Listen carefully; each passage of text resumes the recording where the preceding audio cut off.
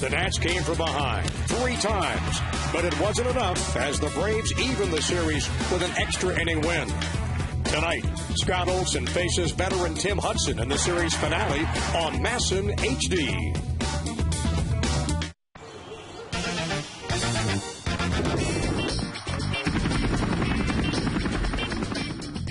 It's a great day for baseball.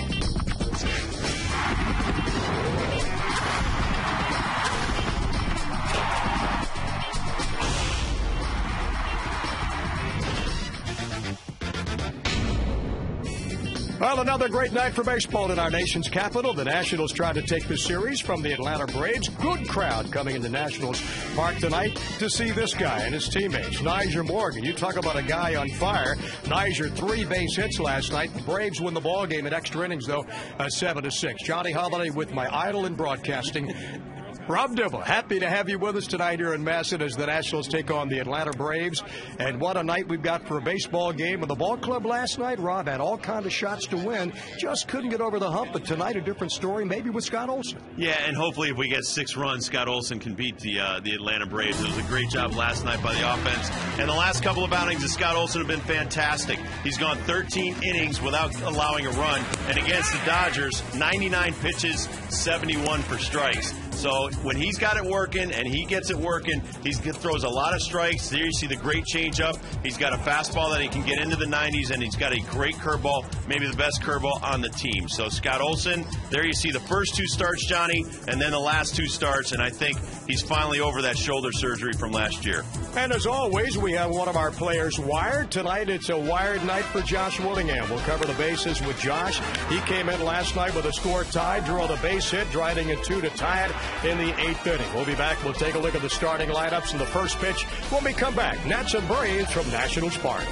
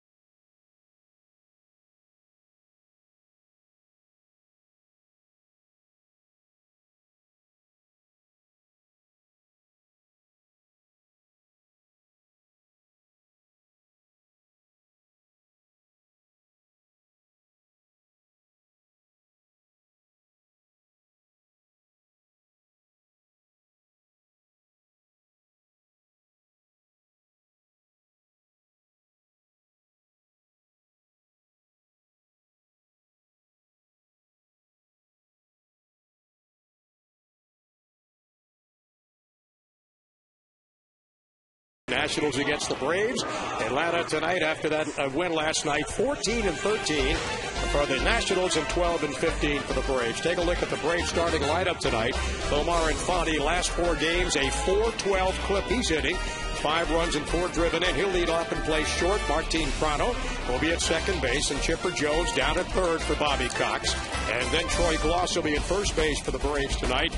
Matt Diaz in left, David Ross behind the plate catching, Melky Cabrera in right field, Nate McLeod at center, and Scott Olson getting set to deliver the first pitch of the ball game to Omar Infante coming up. And his numbers, Rob, pretty impressive starting off this year. 20 innings, 2/3 pitch, 23 hits, only 10 earned runs. Yeah, and he's done a great job the last couple of outings. And after watching Adelano last night, Johnny, cut down on the walks. 5 walks last night. You got 6 runs. That should be enough to win a ball game. If we do get the lead, protect it. That's your job. And work ahead. Be economical. He keeps going about 100 pitches through 6 and 7 innings. Try to get to the 7th and 8th inning on about 95 pitches. And defensively, we'll take a look and see what the Nationals line up with tonight. Budge Rodriguez behind the plate catching Olson. Adam Dunn at first, Adam Kennedy at second base, Ian Desmond the shortstop, and Ryan Zimmerman at third, with the Willingham and Bernardina on the corners in the outfield, and Niger Morgan in center field. Tough one last night for the ball club, Rob, but they fought and they scratched. 80 degrees, partly cloudy, set for the first pitch, and you're going to lose some games like that, aren't you? Yes, you are, and this guy goes from the 8th hole to lead off after a great night last night, Johnny. And the first pitch to Infante. In this ball game underway, there you see the conditions for the wind northwest at 14 miles an hour.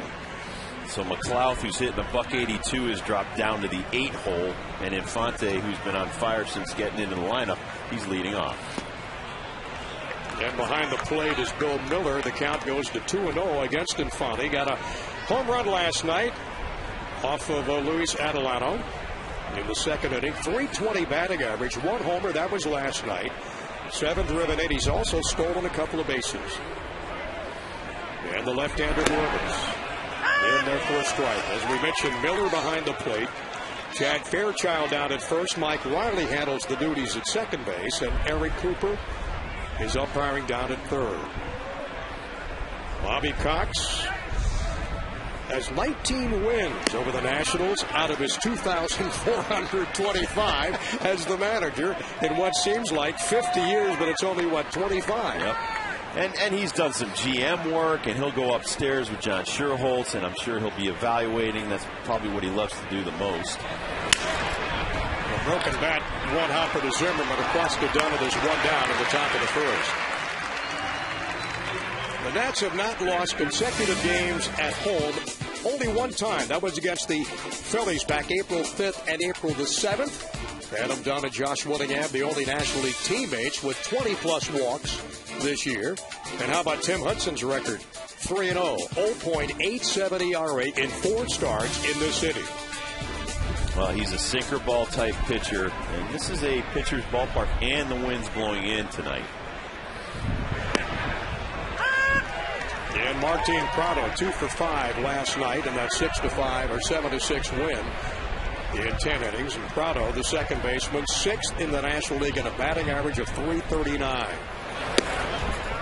And Olson delivers inside, and it's 1-1. 1 down, top of the first.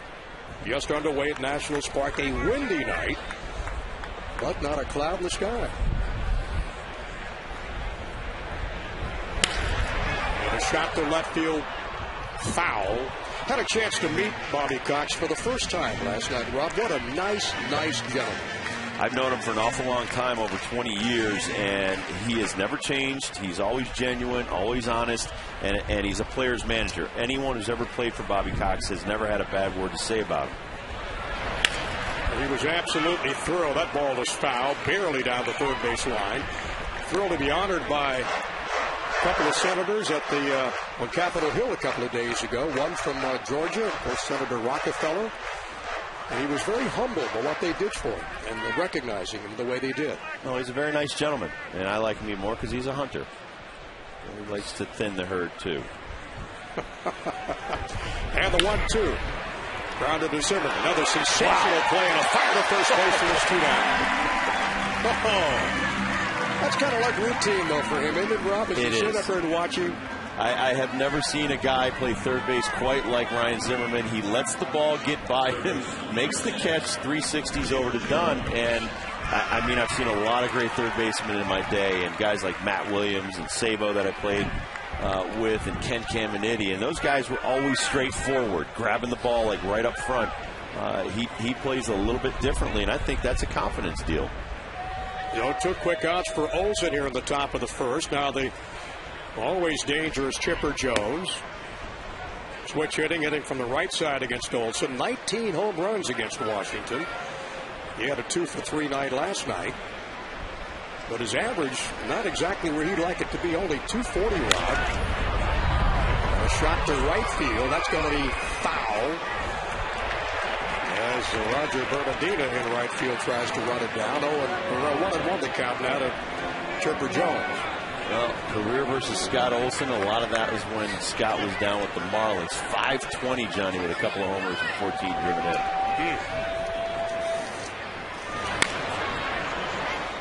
At the same spot, except about maybe 20 feet right of his last ball that went foul down the right field line. And the count to Jones is 1-2.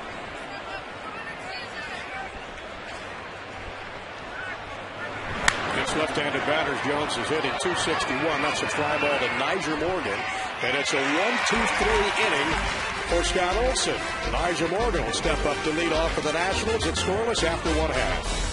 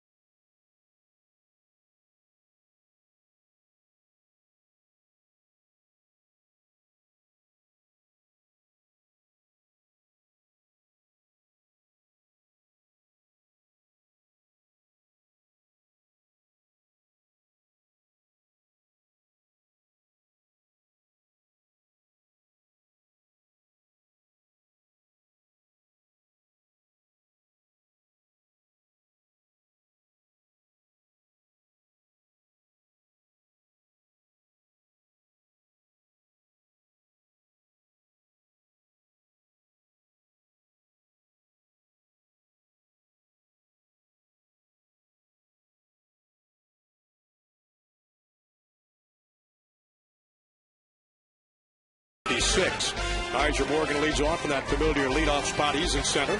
Adam Kennedy in that number 2 hole. Ryan Zimmerman at third, but that third. Then comes Adam Dunn in the cleanup spot. Josh Willingham will follow Dunn, followed by Budge Rodriguez, Ian Desmond, Roger Bernardina, and Scott Olson on the mound for the Nationals tonight, looking to win his 3rd of the year. And Tim Hudson, like Olson, after his 3rd win of the year. Good success, Rob, against the Nats. 8-1 career for Tim Hudson. And 30-15 versus the National League East career-wise. And Morgan takes a call strike in the outside corner of the plate. He's making his 316th career start.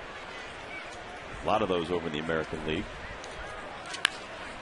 Morgan tries to go opposite field, fouls it down the left field line. It snowballs in 2 strikes to the speedy National center fielder.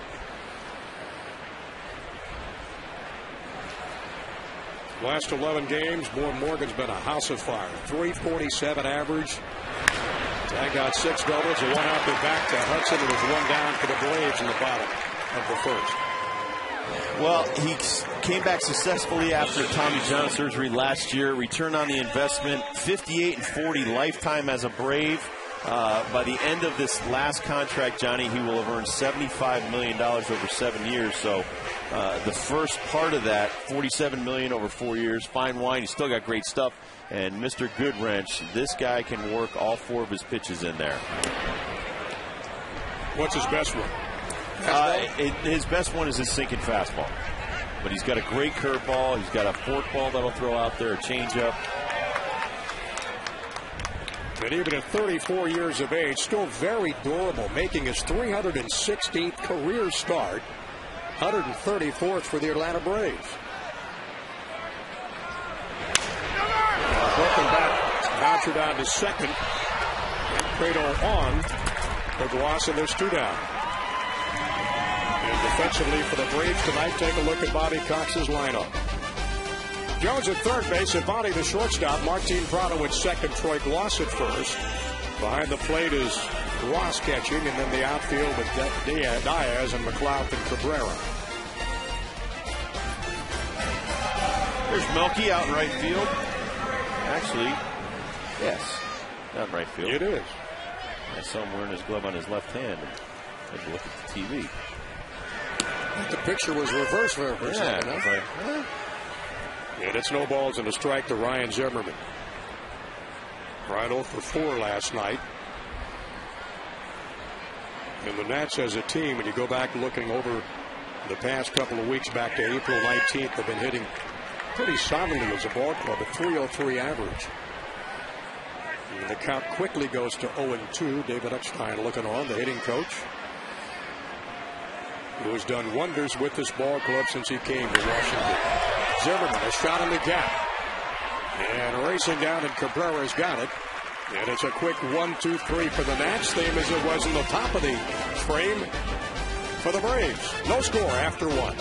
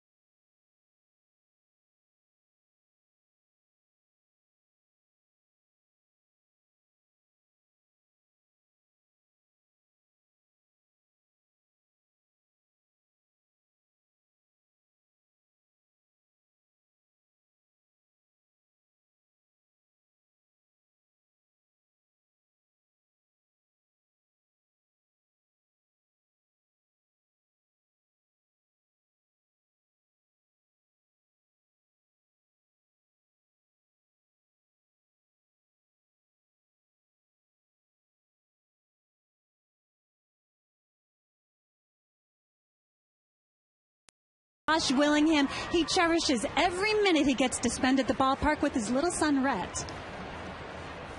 Well, it's awesome because the baseball life a lot of times is rough on families because you're away from them a lot. And anytime you're at home or they go on the road with you, it's special. And, having a 3-year-old, he really likes to come in after the games and go hit and kind of do what Daddy does during the day. So he takes a lot of pride in that time with me, and I do as well with him. And Red is a lot like his daddy. He loves baseball and spending time in the cages. And, of course, Josh is busy with his new little baby, Ryder, as well. Johnny? Rob? Debbie, thank you very much. 0-2 the count to Troy Gloss, the Braves' first baseman. 1 for 8 in this series thus far for Gloss. Bob Carpenter taking the weekend off, and Bob and his wife are down with their daughter for graduation time, Rob. Yep, Katie is graduating from college. So Bob went back to Oklahoma to be with her. Been there, done that. And my son graduates high school in June. Really? So I'll be gone for a game there. June 5th. There goes that line you used to throw around about you're 26 years old. You can't possibly be. It only took him 10 years to get out of the 12th grade.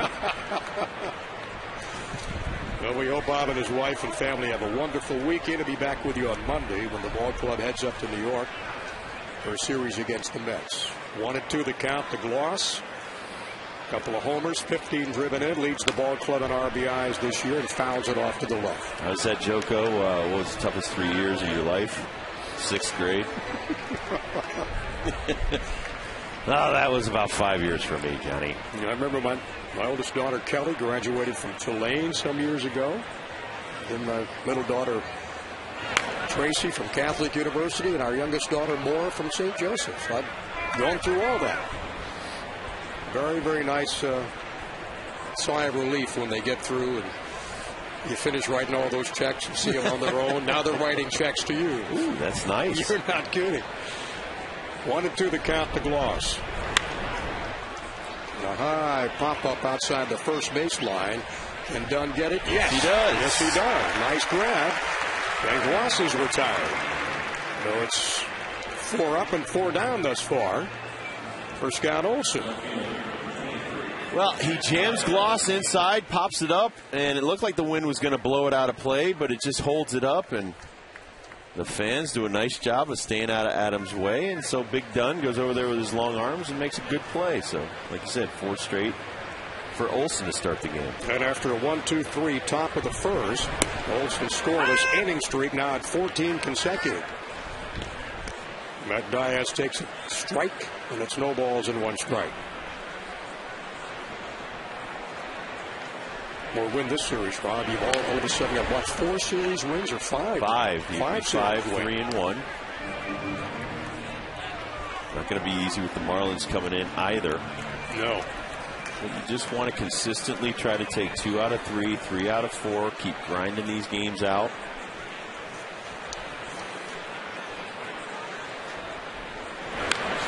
And swung and foul back. This is the 3rd game of 20 days of baseball. 20 games in 20 days. And some pretty tough opponents in this 20-game stretch, too. Yeah, there's no slouches on the entire schedule. I mean, whether or not you're playing a Pittsburgh or Kansas City or anybody, everybody's got talent, and they can beat you on any given night. And again, to the right side goes Diaz down the right field line, foul. And I think what the commissioner had in mind years ago with the luxury taxes and the revenue sharing was to build up the lesser clubs, and I think that's worked. I mean, when you look at the Marlins' lowest payroll the last few years, and they've been over 500 the last couple of years, and then the Rays with the 97 wins a couple of years ago, that's exactly what you would want as the commissioner.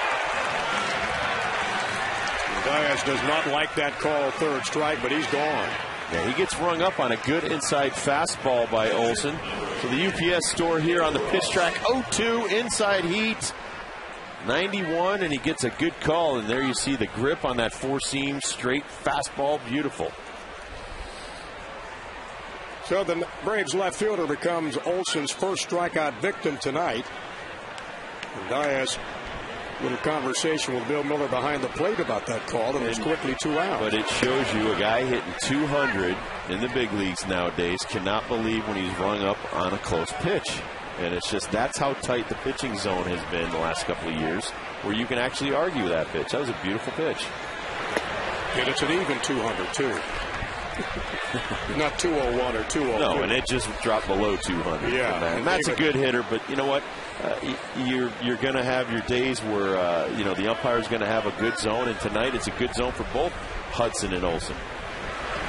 And David Ross, the Braves catcher, with a 260 and 195 average in for the first time in the 2nd inning. 1 ball and 2 strikes. 1-1 pitch right here, Johnny, and it's a big breaking ball for a strike. He's got a good changeup and a good breaker tonight. And Scott Olson facing the Braves for the 14th time. He's put them up and down, 3 up and 3 down through 2.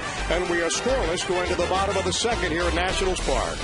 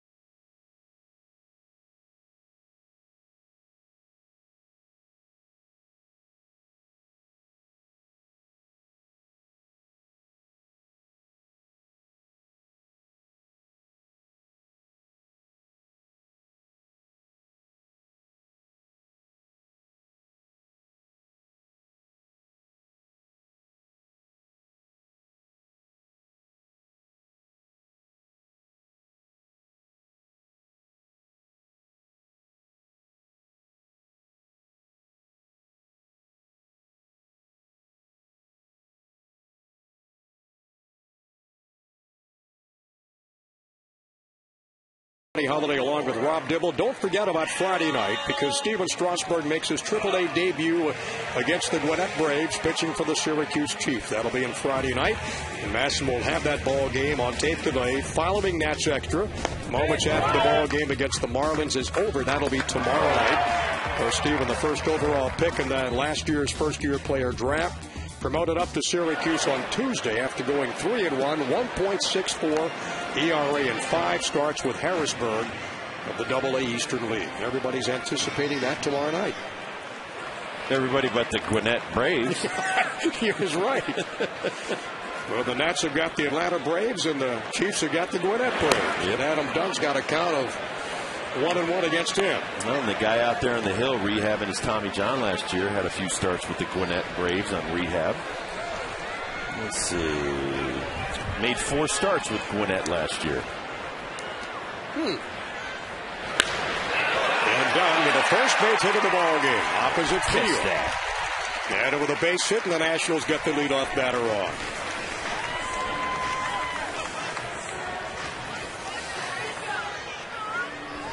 Josh Willingham, the pride and joy of Florence, Alabama, steps in.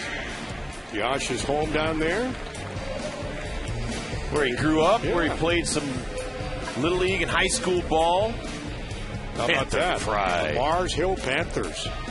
University of Northern Alabama. And Josh came in last night as a pinch hitter and tied the ball game at 6 in the 8th inning. And Hudson delivers inside for a ball. And you'll notice that he has, and he's not really a violent delivery guy, but he's kind of like a Pedro Martinez, where he has to use every ounce of his energy and body, maximum effort to throw. And to show you how successful Tim Hudson's been, he's never had a losing season at any level. Here's that delivery. Nice balance point there. Beautiful. Drops that leg and drives right through. And yeah. Hit that. I've always liked Tim Hudson. If you can. 1-1 count. And Willingham fouls it off, and the count's 1-2. Josh, 16 RBIs, leads the ball club. 4 stolen bases. And what's even more impressive, he got such a good eye at the plate. 20 walks, tied for 5th in the National League. And nobody's been on base more times this year than Josh Willingham, 45. And the 1-2 pitch. And he's retired. Well, there's one away, but down at first base. And Tim Hudson's a Southern boy also. Grew up about 90 minutes from Atlanta. So he was happy to come back to Atlanta to play for the Braves. And our second inning sponsor we'll get to in just a moment or so.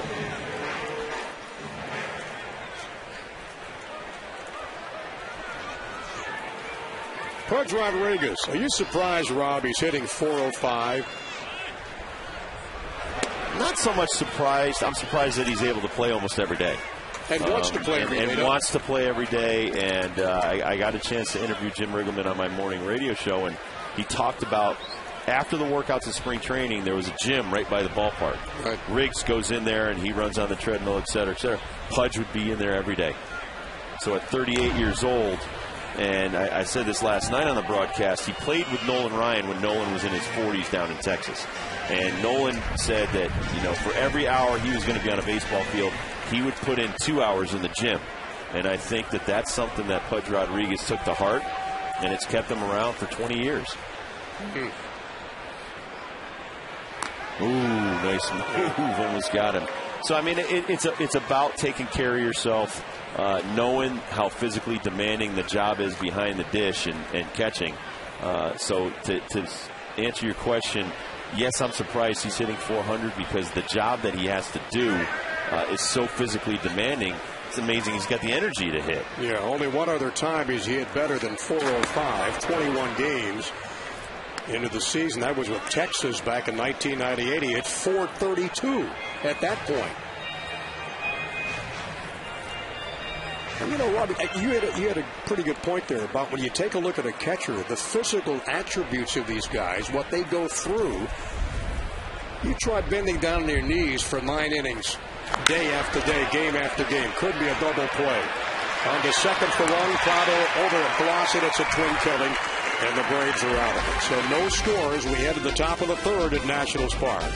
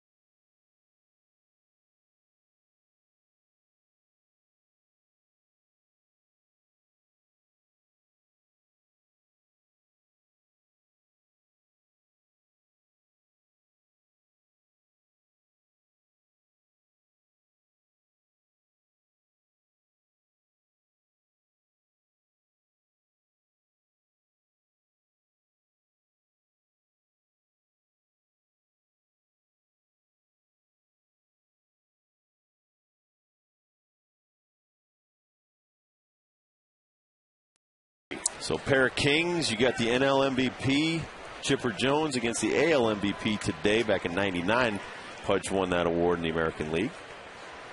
Some former MVPs, royalty.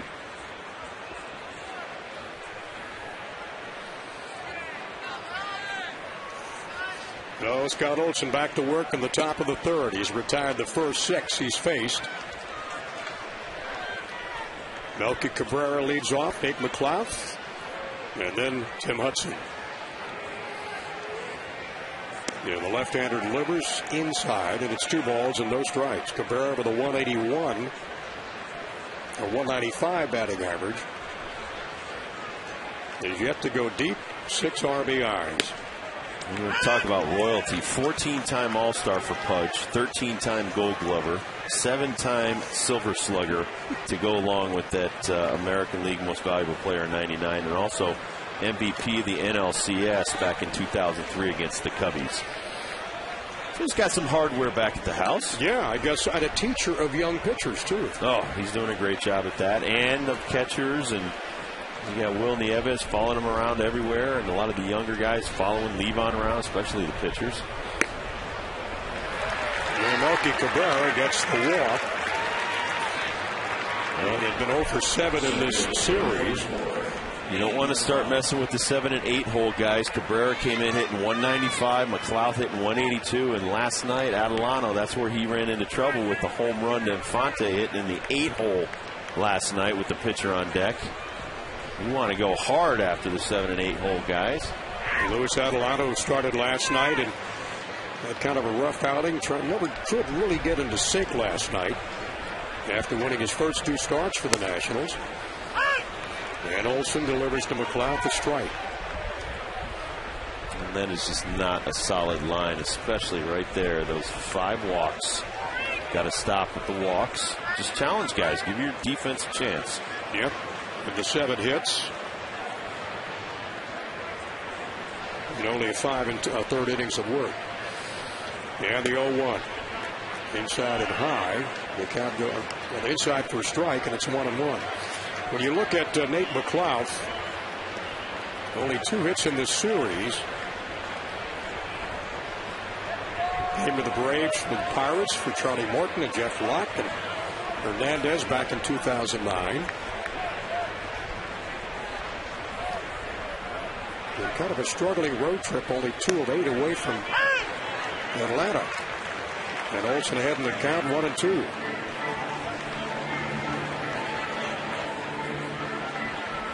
McClough hitting .235 against left-handers this year and .164 against right-handers. In a scoreless ball game at the top of the third. And the 1-2. Got him. Strikeout number 3 for Scott Olson. Well, Nate McClough hitting a .182 and complaining the whole way. Here's a look at Olson with the four-seam fastball. He is painting. Look at the balance point. He's a big, tall, lanky guy. He gets it all coming forward, and as long as he stays out over that front leg before he falls towards the third base side, he's fine. So that walk to Cabrera, he was kind of opening up a little bit quick, but got back in sync in the stretch, keeping that front shoulder locked in. Olson, 18 strikeouts for the year. Bunt laid down by Tim Hudson. Rodriguez on to first, and there's 2 down, and on to second goes Melky Cabrera. Well, Pudge had some aspirations of going to second, Johnny, with that, but Cabrera had a good jump. He's got some pretty good wheels. We'll watch Pudge. Watch him jump out here. Get the mask off. Think about second. And then fire it over to first base. So Pudge is always not only into every second he's on the field, but always thinking, how can we gain an edge? Maybe get the pitcher to run a little bit on the base paths, too, here. So it's back to the top of the Braves order with Infante leading off.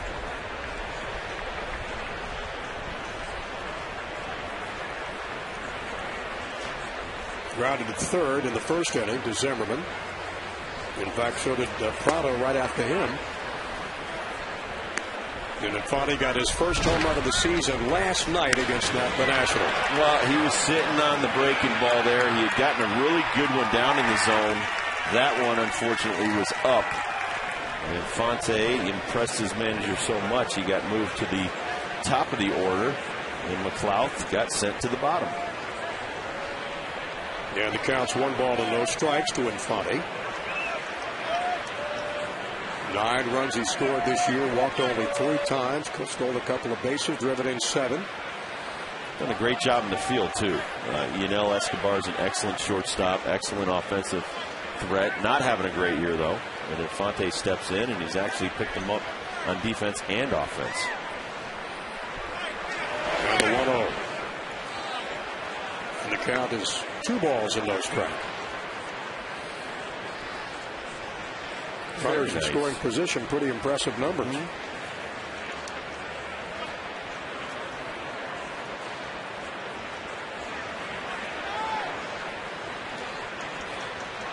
Now the count is 2-0 for the Braves shortstop. Well, and this is not one of those Braves teams that you've seen in years past. They're hitting .240 collectively as a team. Did not have a ton of home runs this season, so they're lacking in power and getting on base. So at least Infante and Prado at the top, both of them hitting over 300, doing a good job. And Kloss is struggling too, isn't he? Yes, he is. Got some RBIs, but really low on base and average. And Olson comes inside. The count runs to 3-1. The Braves on the season so far, including the home run last night, 18 home runs as a ball club. And that's just not one of their finer years they're having. And I think at the beginning of the season, Rob, optimism was really high in Atlanta for this ball club to do something. Well, and just think the kid, Hayward's got 8 home runs. Yeah. I mean, if you didn't have the 20-year-old playing right field for you, where would you be right now? He's got that groin injury keeping him out of the ball game tonight, listed as day-to-day. And that's a lot of pop when you take him out of that lineup. And a breaking ball and way out in front of it is Infante. The count's even up for 3 balls and 2 strikes. Full count now to Infante. And watch this pitch. 3-1 pitch. He's expecting some heat. He gets the breaking ball at 81. And that was a beautiful thing. There you see him on the first base side. Gets over that straight leg and delivers the payload. Well, the count is full to Omar Infante. One of the highest averages on this Braves ball club. No score. We're in the top of the third. And he strikes out his 4th Brave of the night. to wrap up the top of the third. Ian Desmond leads off. We'll be back in just a moment.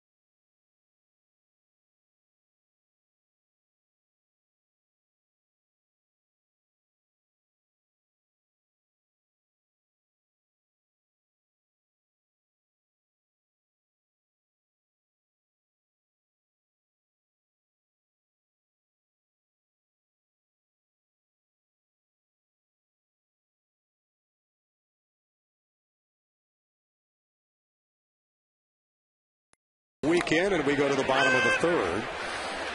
And the Nats lead off with Ian Desmond. Roger Bernardino will follow, then Scott Olson. All that young man wants for Christmas are a few front teeth.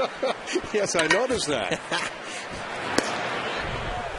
Nice fastball, and the count goes to 0-2 quickly as Hudson gets ahead of Ian Desmond. 1 for 5 with a homer last night. He's homered the last 2 ball games against Atlanta. I thought they did a great job last night.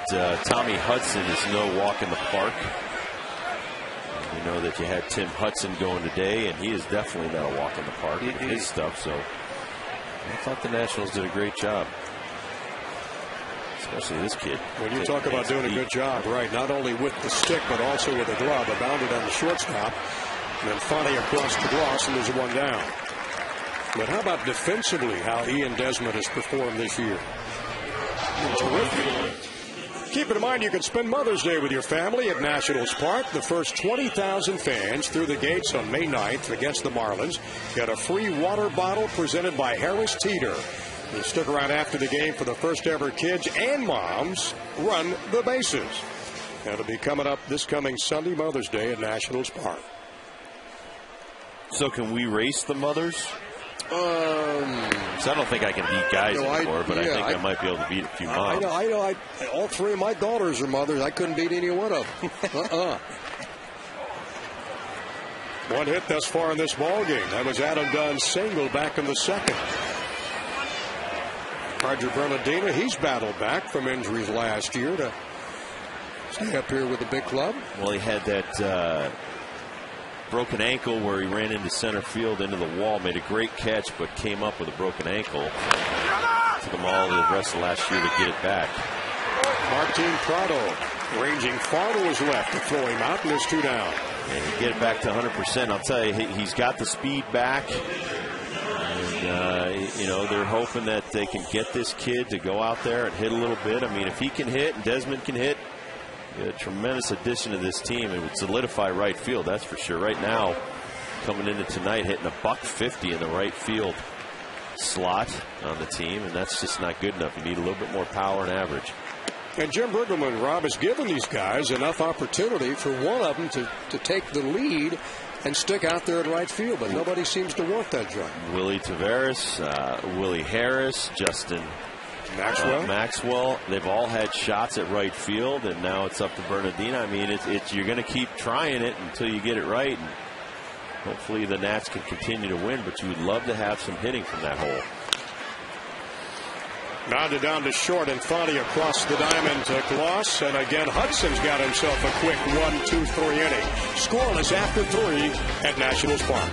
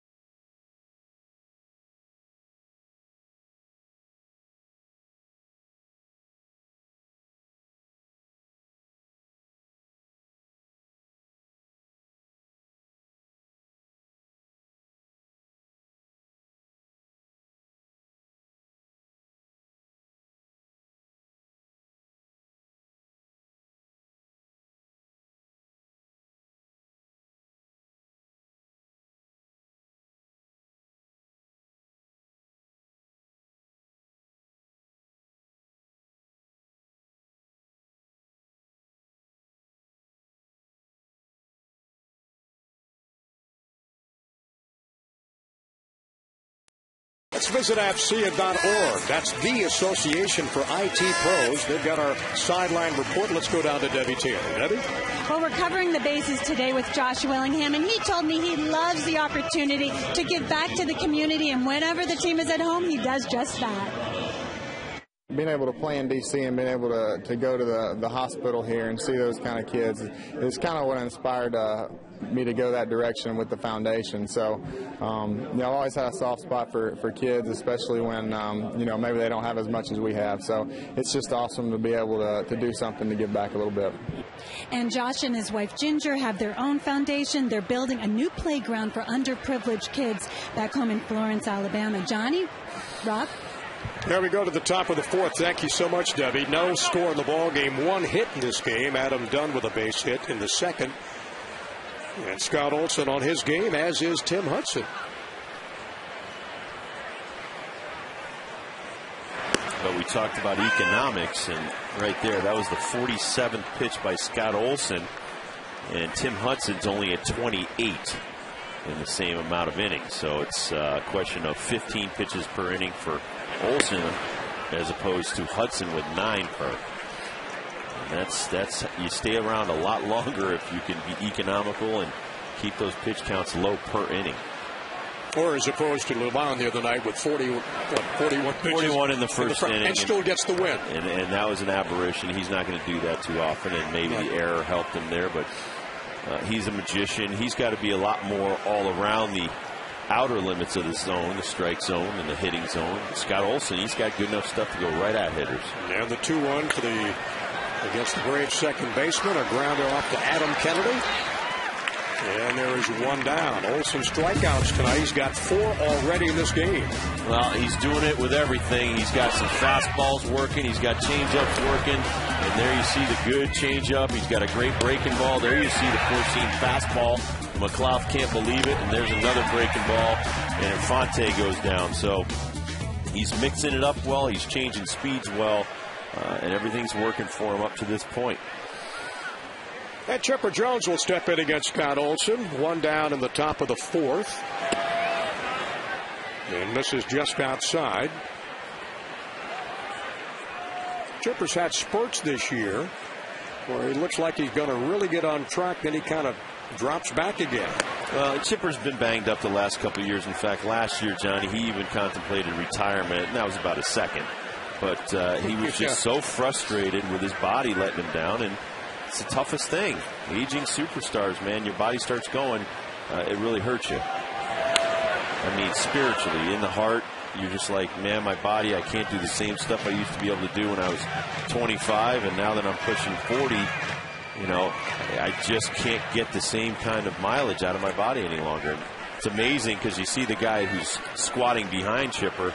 He's trying to make the most out of his last few years. Yep, Chipper's 38 as well. Grounded onto Zimmerman at third. Should be an easy play across to Dunn.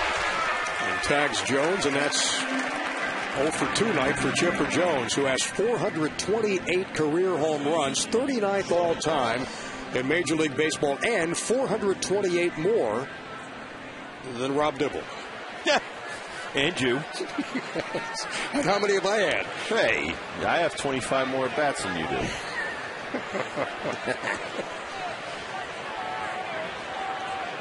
But I think you would have battled Nolan Ryan. Oh, yeah, it sure. was no fun. Troy Gloss, who popped up to Dunn. Long run for who's got it. Nice play by Desmond. Had to call off Niger, who had a head full of steam coming in. Another tremendous play for the shortstop to save what could have been a tough play.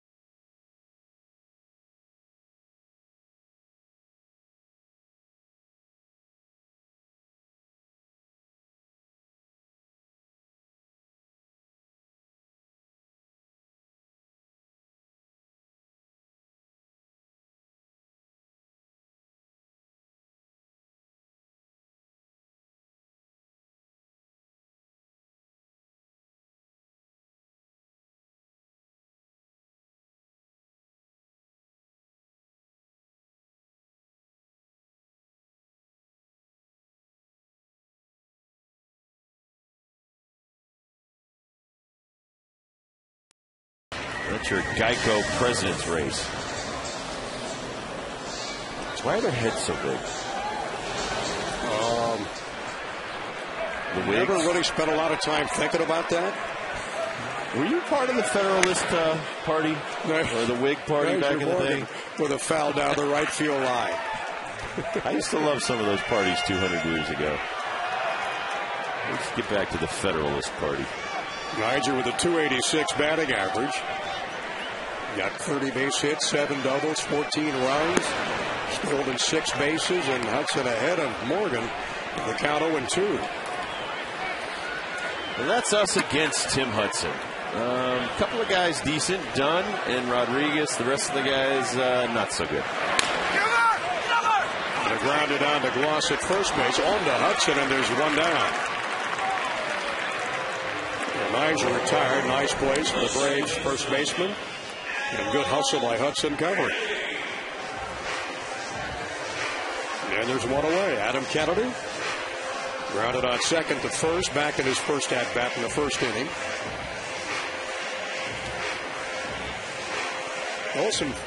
Hudson only 31 pitches so far, Rob, and 23 of those for strikes. Both pitchers the economical route tonight.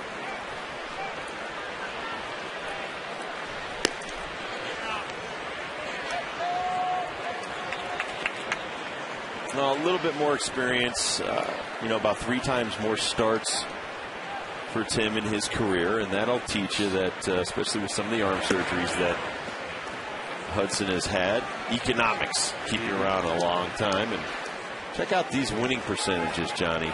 best in the game right now. Santana, Halliday, Hudson's third. Walt, Pettit, and Sabathia.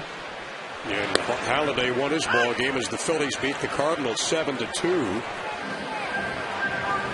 That kid, he's going to be good someday, that Halliday. Yeah, if he sticks with it. Yep, Don't give up the game this quickly. No.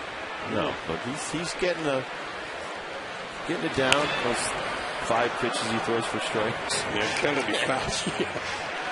You talk about economics. I think he made the right move coming across the National League. Absolutely. Yeah, well, that and the fact that he's got a great defensive team, great offensive team. He's got a shot to go to the postseason this year. Adam Kennedy with a good eye takes it inside. The count is 3 balls and 2 strikes. And Ryan Zimmerman on deck.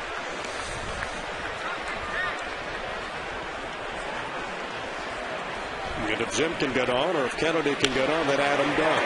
Shot up the middle. And the Nats have their second hit of the ball game. And Kennedy with a base hit. I want to keep in mind the Major League Baseball and People magazine looking for individuals who make a difference in their community. And there's a lot of them here in this community. 30 everyday All-Stars will be honored at the 2010 All-Star Game in Anaheim, California. To nominate, go to peopleallstars.com. Nats have their second base runner of the night. Now Adam Kennedy. And Hudson works out of the stretch to Zimmerman, flying out to Cabrera his first time up.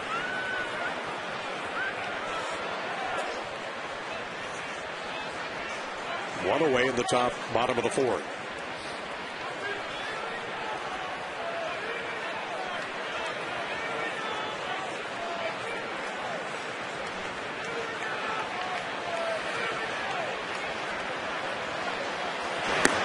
And misses outside with the ball.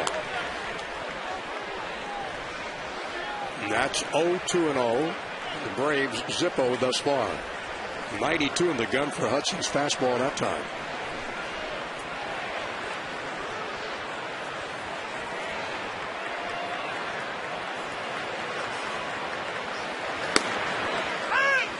And this time he catches that outside part of the plate. Count is even.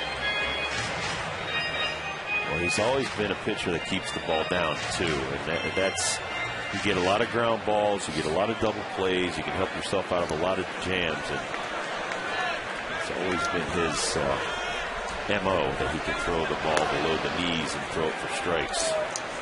Well, you even saw a 3-2 pitch. He went right after Adam Kennedy. He wasn't going to walk him. And let's see you earn your way on. Pitch count, though, so far for Hudson, 27 strikes out of 39 total pitches. An Auburn University graduate. Zimmerman a slow roller down to third base. Tough place to go, and he can't make the play. That's a hit. That's a base hit. And that's number 3 for the Nats. And they got runners at first and second. Tough play for Jones to make. Yeah, it's a swinging bunt, Johnny, and it just takes another hot one too many for Chipper. Even if he did catch that on the bare hand, I don't think he would have thrown Zim out. Zim's got pretty good speed. So you just see Chipper, he's not able to really bend that well and move around as well as he once did. And David Vincent, the official scorer tonight at the ballpark. Didn't waste any time flashing the hit sign up there on the board. So the Nats a little something going now. Runners at first and second and 1 down. And Adam Dunn goes opposite field for a foul ball down the left field side.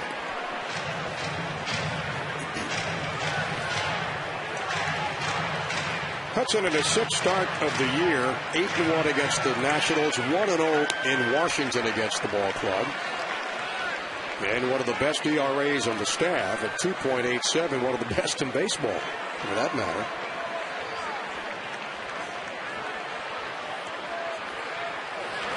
Well, he's a good one. He's so difficult to square up and hit off of. In his career in the major leagues, he's only allowed 164 home runs in well over 2,000 innings. And it just, 2,000 plus innings, only 1,958 hits. given up coming into this year. It just shows keeps the ball down, and he's tough to square up. And the strikeout to walk ratio almost double. Done with a bouncer down the first baseline foul. 1,414 strikeouts, only 644 walks. Johnny Holiday along with Rob Dibble. Happy to have you with us tonight on Masson. Game number 3 of the series, all even up between the Atlanta Braves and the Nationals. From Nats Park and Nats Town, Bob Carpenter taking a few days off to enjoy the festivities down in Oklahoma. His daughter graduating from college. Bob back with you on Monday as the ball club hits the road after the Marlins series beginning tomorrow night. And they'll head up to New York, and he'll be right back with Rob Dibble on Monday night. The pitch to Adam Dunn inside, the count 2 balls and 2 strikes. And I know your partner Ray Knight misses you terribly. I could see the pain in his face today. Where's Johnny? Well, and I would say that probably Carp misses you because he's already called 6 times. How's Johnny doing? How's Johnny doing? Only here to fill in, Bob. That's all. Bounded to second. Could be 2. And it is. So Hudson gets out of the inning. Martin Prado to Infante on the gloss. And we're still scoreless after 4 at Nationals Park.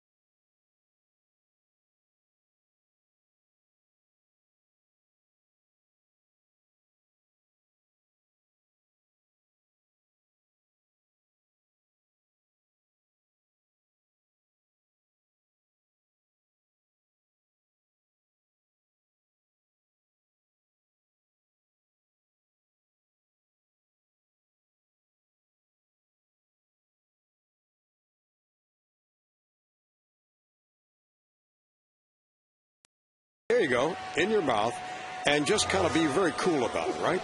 That's what he was doing.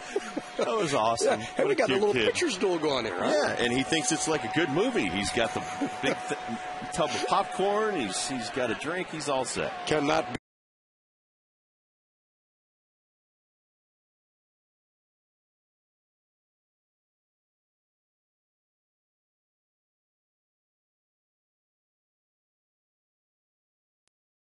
A very nice pitcher's duel here. A couple of guys that had surgery last year.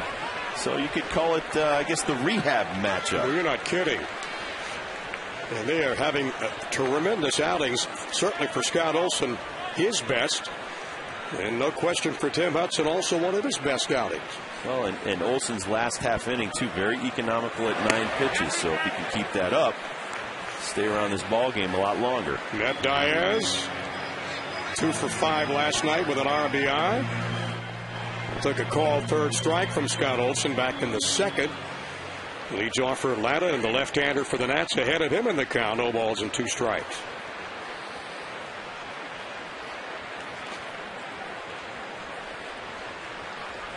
Olson already 4 strikeouts in the ballgame. David Ross will follow, then Melky Cabrera here in the Atlanta 5th. There's Mr. Ross.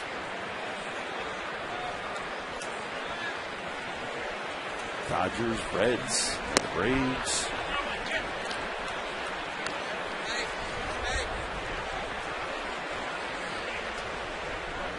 You know, what you like about Olson, too, Rob, is in just talking to him the few times that Ray and I have before a ball game, he always was positive, always upbeat, never for a moment thought he couldn't come back from the arm problems he had.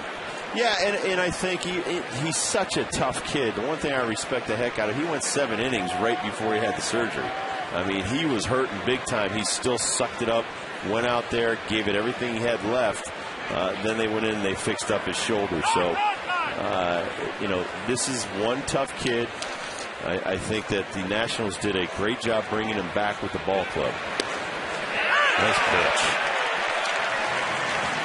That was a changeup from you-know-where, and bye-bye, Matt. Yep.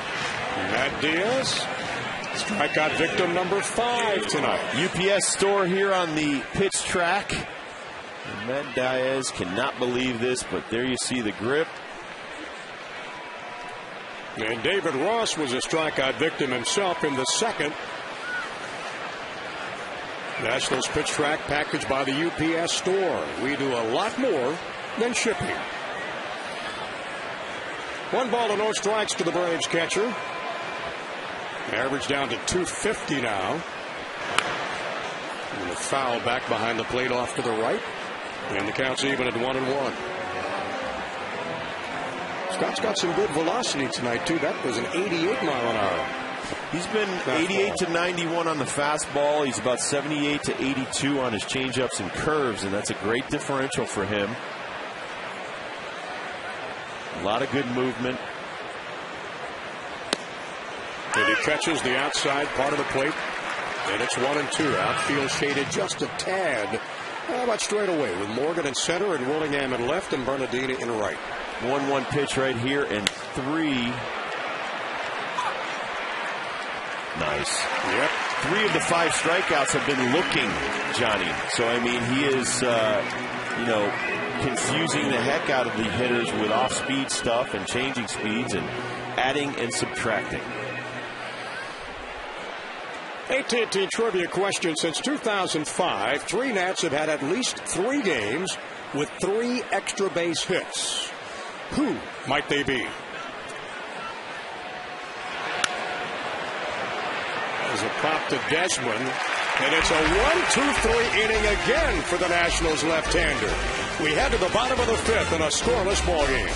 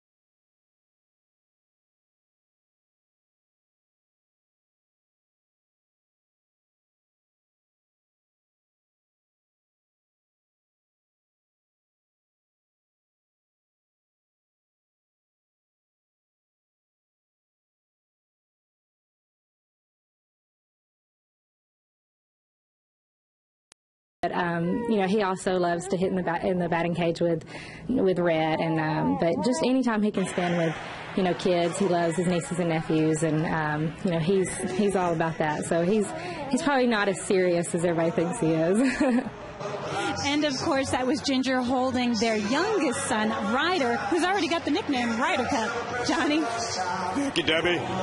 Josh Willingham will lead off for the Nationals. Pudge Rodriguez will follow. Ian Desmond. We're in the bottom of the 5th inning already in a scoreless ball game. 3 hits for the Nationals. As Tim Hudson delivers to Willingham. Two-time All-Gulf South Conference selection at shortstop in high school. And also at the University of North Alabama.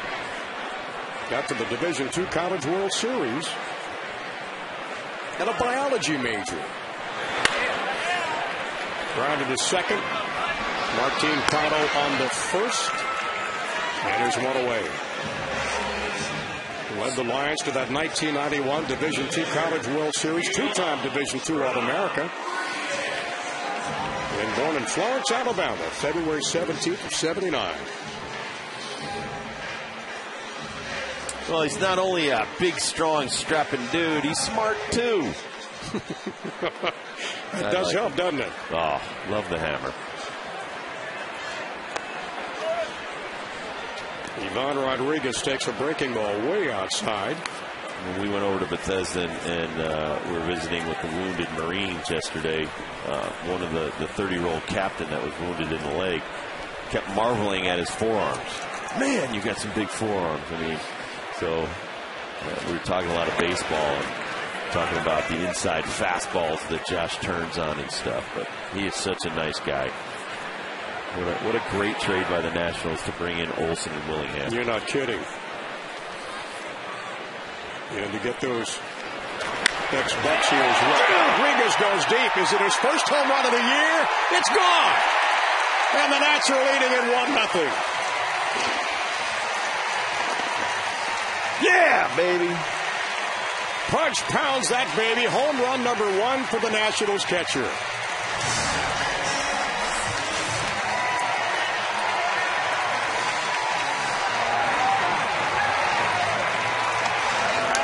Well, it's a low sinker down and in. And just like a down and into a lefty, down and into a righty from a righty is just sometimes fatal as far as baseballs go. And that one goes to rest in the bullpen for the first Nationals home run of Pudge's career. And Puddy knows it. And number 306 in Pudge's career. Grounded to second off Desmond's bat across the diamond, and there's 2 out, but not before Rodriguez hits that home run. The guy who leads the National League in batting with a .405 average. And he can still get it done, can't he? Oh, yeah. Sweet stroke here. Watch the quick swing here. Boom. Drop the head, right down on it. Quick hands. And at 38 years old, he's still one of the better hitters in the big leagues. And man, he's fun to watch play this game. And the welcoming committee in that dugout waiting for him to step down those steps. 1-0. The Nationals got 4 hits now in this ball game. That's the biggest, of course, the homer by Pudge. After a 2-for-5 night last night, 1 for 2 tonight. And it's 1-0 Washington. Roger Bernardino for the second time. Grounded to second his first time up.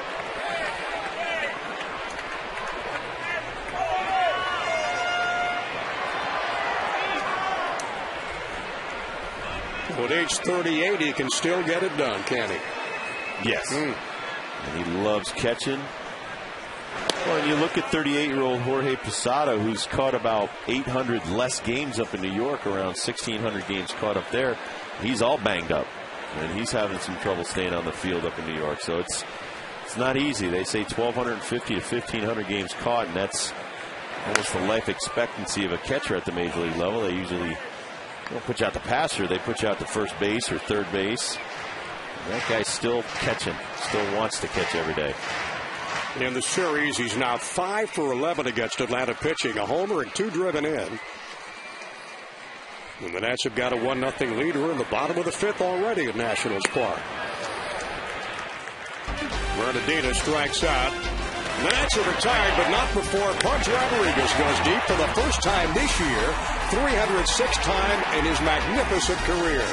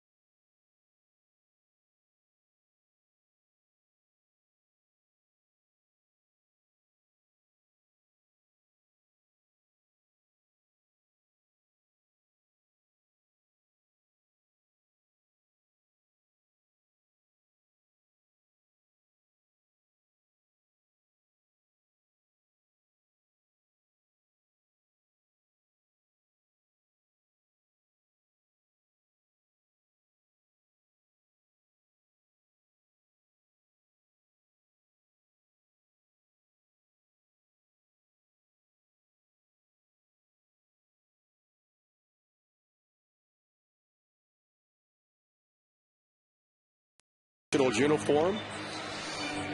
Nats have 4 hits. Tim Hudson has been on his game. Other than that little glitch on the home run, he has thrown 56 pitches, 39 for strikes. He's gotten out of a couple jams, ended innings with double plays. And his counterpart, southpaw Scott Olson, has been magnificent. 66 pitches, 44 for strikes, 5 Ks to this point. And Olson starts the 6th inning. He'll face Nate McLouth in the top of the Braves order, with Infante and Prado to follow. Actually, Hudson in the top of the order. And there's 1 down. AT&T trivia question. Was and is, since 2005, the 3 Nats have had at least 3 games with 3 extra base hits. You know who they are? The Hammer, Alfonso Soriano, and Nick Johnson. I was going to say Willingham, Johnson, and Soriano. Is that correct? That's correct. I had no idea, Danny. I can read a screen as well as anybody else can. Got my long distance glasses on. I can't really see the screen. Tim Hudson on the year. Batting average of 182. Hadn't hit a home run yet. Hadn't driven in a run yet. Has scored 2 runs. Walked. No walks, no stolen bases. And he's quickly retired for the 2nd out of the 6th inning. And that is strikeout number 6 for Scott Olson. Well, he's been working ahead. UPS store here on the pitch track, Johnny. And then he gets the backdoor breaking ball right here. There's the grip right on the seam with the middle finger. Pull it down. Left elbow to your right knee. And hope for the best from the umpire. So with 2 down, now we go to the top of the Braves lineup. Infante grounded out.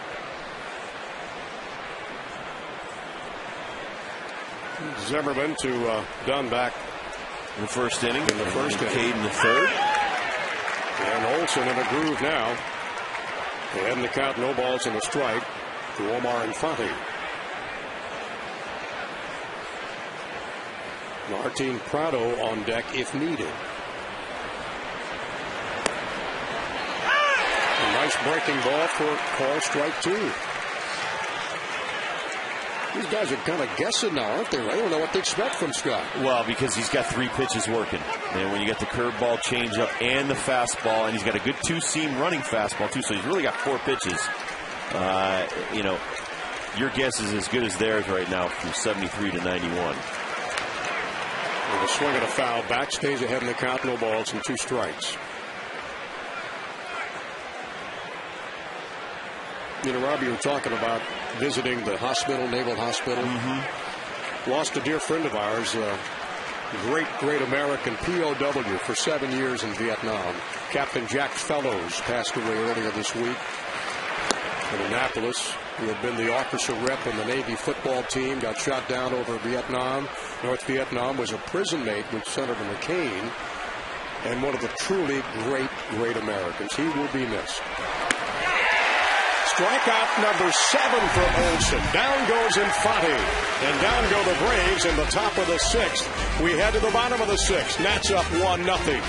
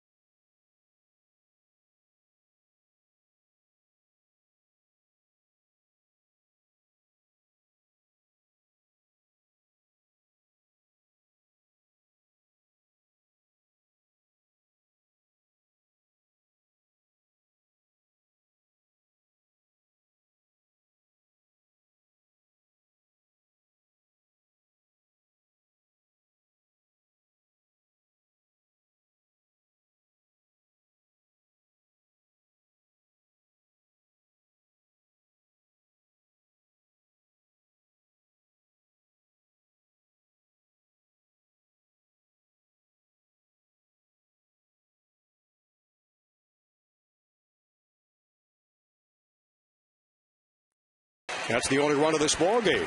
Nats fans, they take on the Marlins tomorrow night, May 7th. Make sure and come out early for the ball game tomorrow. The first 10,000 fans, age 21 and up, get a free cooler bag. Brought to you by Miller Lite, and pregame beers are only $5 at the Miller Lite scoreboard walk bar. That's tomorrow night as the Marlins come in town for 3, and the Nats certainly have a little bit of payback on their minds after Florida took 2 out of 3 down in Miami last weekend. They go to the bottom of the 6th, 1-0 Washington. Scott Olson leads it off. To the top of the order, Niger Morgan and then Adam Kennedy. Olson grounded out to short his first time up in the 3rd.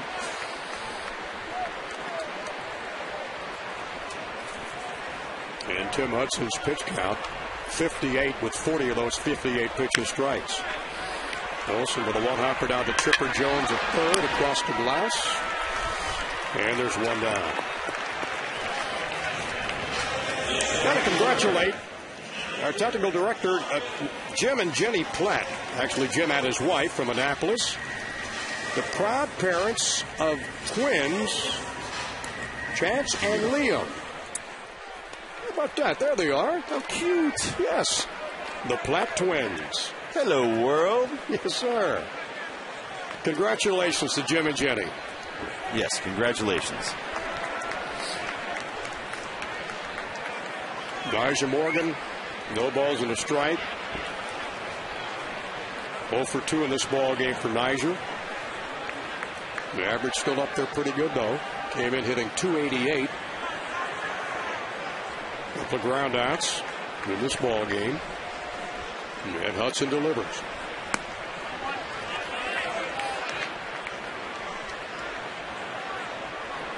Well, Robert, you look at the Braves outfield. They don't play the Niger deep, do they? No, they don't. Nice gap between right and center, too. He can hit it over their heads. But they're expecting him to probably get a good hard sinker, a good hard breaking ball from Tim Hudson and not be able to get it over their heads.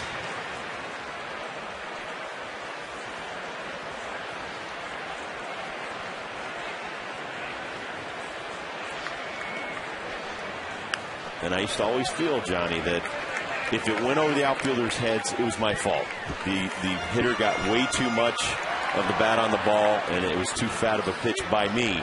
So I can never blame an outfielder for the ball going over his head. Now, on the reverse of that, I hated when balls would drop in between the outfield and the infield when I was trying to jam guys an awful lot. Sure. Especially saying the opposite fielder. So you got Niger up. I don't want a ball to drop in front of my left fielder. If I got a right-hander up, I hate when it drops in front of my right fielder. So it's just a question of how I would be working the hitter. And you know what? The hitters, or the fielders, go over the pitcher and they have a meeting on defense before the game. Niger goes down to Chipper Jones, bobbles the ball at third base. And That's a bobbly error. Fair ball. Can't quite figure out what Jones, unless it took a bad hop at the last minute. It took a hop on the lip right here on the replay. Boom, right there. Comes up. It hits the heel of his glove, which is rock hard, thick leather and padding. And when it hits the heel of your glove, it's H.H. Gregg here on the Exmo and Gurr. And Chipper charged with the error, the Braves' first of the ball game. So Morgan aboard in the air by the Braves' third baseman. Adam Kennedy got a base hit his last time up. But back in the 4th, the Nats put together back-to-back hits by Kennedy and by Ryan Zimmerman. But could not get a run across until Pudge Rodriguez went deep.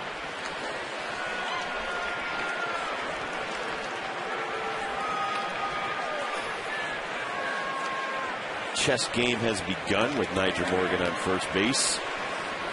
Will drive pitchers crazy. Morgan's already stole 6 bases. Also got caught stealing 6 times. And Hudson catches the outside corner. And the count of Kennedy, no balls and a strike. Got the chess match going on right now. Niger Morgan's trying to get as much as he can. Tim Hudson's got an excellent move to first base. Very quick to the plate. That's only Chipper Jones' fourth error of the season.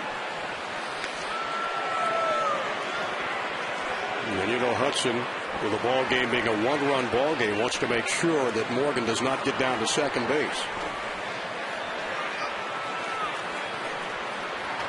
Watch Johnny as when he comes up with the stretch, Nigel will try to take a little bit more lead. There he goes. Yep. Leaning a little bit. Doesn't go. But Tim Hudson gets the ball to home plate in less than a second. And anything from 1 second to 1-2 gives Ross an opportunity to possibly throw Niger out. Anything beyond 1-2, Niger should be able to steal second. But one of the best pitchers in baseball right here, holding guys on first. And the check to Morgan. And the delivery, got it. Hit him on the right shoulder. So Kennedy hit by the pitch. Morgan heads down to second. And the Nats with one down have got runners at first and second. And the Marlins in town, Rob, for the weekend. Payback time tomorrow night, Saturday and Sunday. Then you guys are off to New York for a set against the Mets beginning Monday, Tuesday, and Wednesday. Yes, we do. We have Chris Volstad coming up. Josh Johnson will be pitching on Saturday before our big gala. And then it will be Anibal Sanchez. So Saturday, get your hitting shoes on, gentlemen, because Josh Johnson's coming back. He's a good one. That's before the gala. Then get your dancing shoes on at the game. Nationals Dream Foundation, spearheaded by Marlon Lerner Tannenbaum, has their big event at the Gaylord National Resort on Saturday night. All ball players will be there. Jim Riggleman, Nationals brass will be there, and it's a wonderful, wonderful occasion. We'll be there as well. You and I emceeing the event. Yep. Only because Mr. Carpenter is out of town for his daughter's graduation. Otherwise, he'd be up there. Debbie Taylor and I'll be doing some interviews. It should be a nice time. Real nice time. 1-4-0 for the Nationals. Atlanta Braves have had no success tonight against Scott Olson. None. Count is a ball and no strikes. Adam Kennedy at first after being hit by one of the Hudson pitches. Niger Morgan down at second.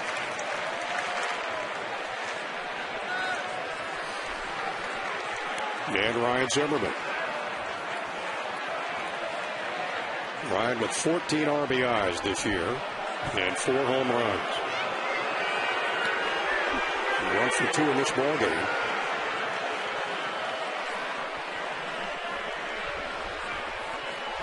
You're not going to wear that baby blue tux, are you? The one I wore to my prom in high school? No. Yeah. Just a little too tight. Like the ruffle shirt. 1-1 to Zimmerman. Blue velvet. Bobby Vinton will be there singing that one. Oh, man. You're hammering me. I love it. Adam Dunn waits. Look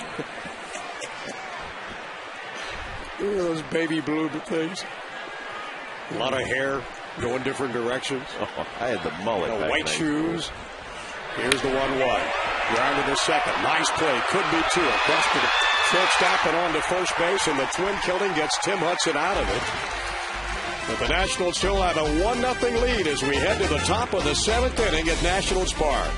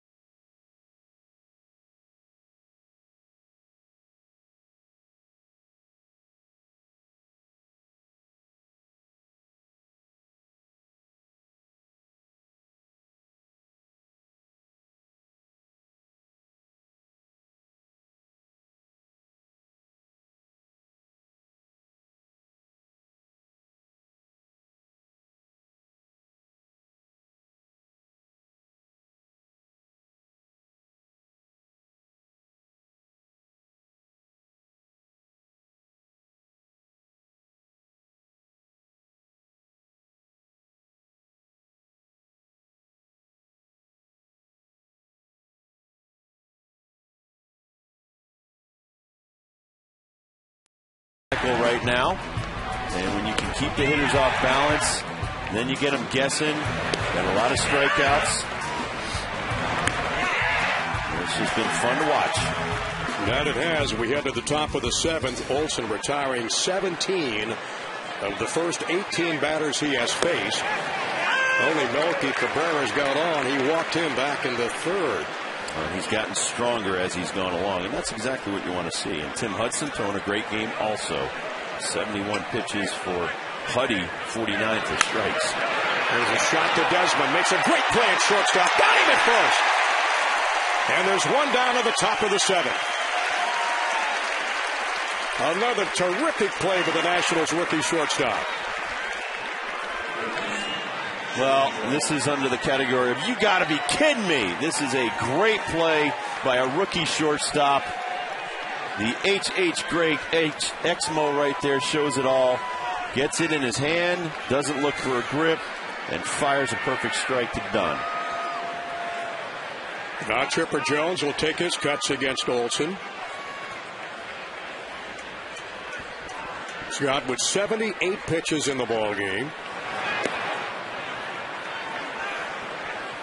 And 55 strikes. 1 ball to no strikes. Jones 0 for 2 tonight. Does have 19 career home runs against the Nats. And the bouncing ball to Desmond at shortstop across to down. There are 2 down in the top of the 7th.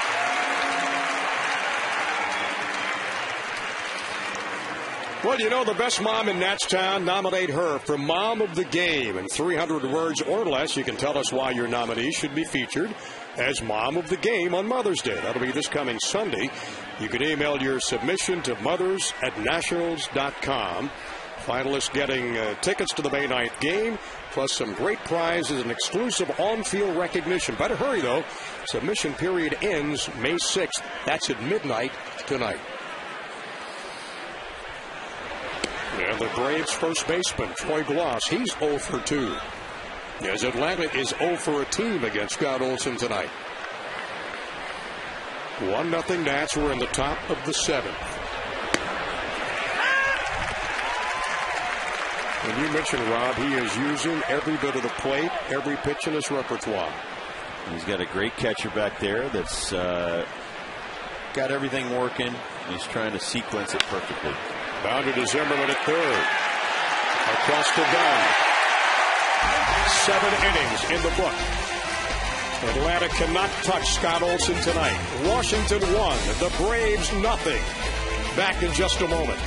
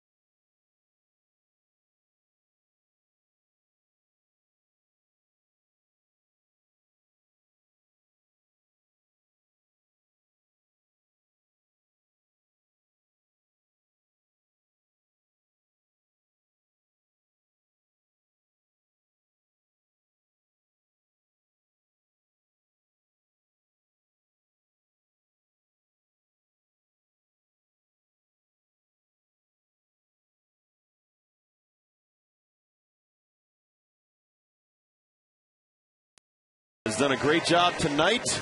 He is on a streak of 20 consecutive scoreless innings pitched. Tim Hudson, almost as good. Other than that, the home run by Pudge Rodriguez, his first as a National, and here it is. There's the sinker down and in. And there's the home run into the bullpen, and Tim Hudson knows it.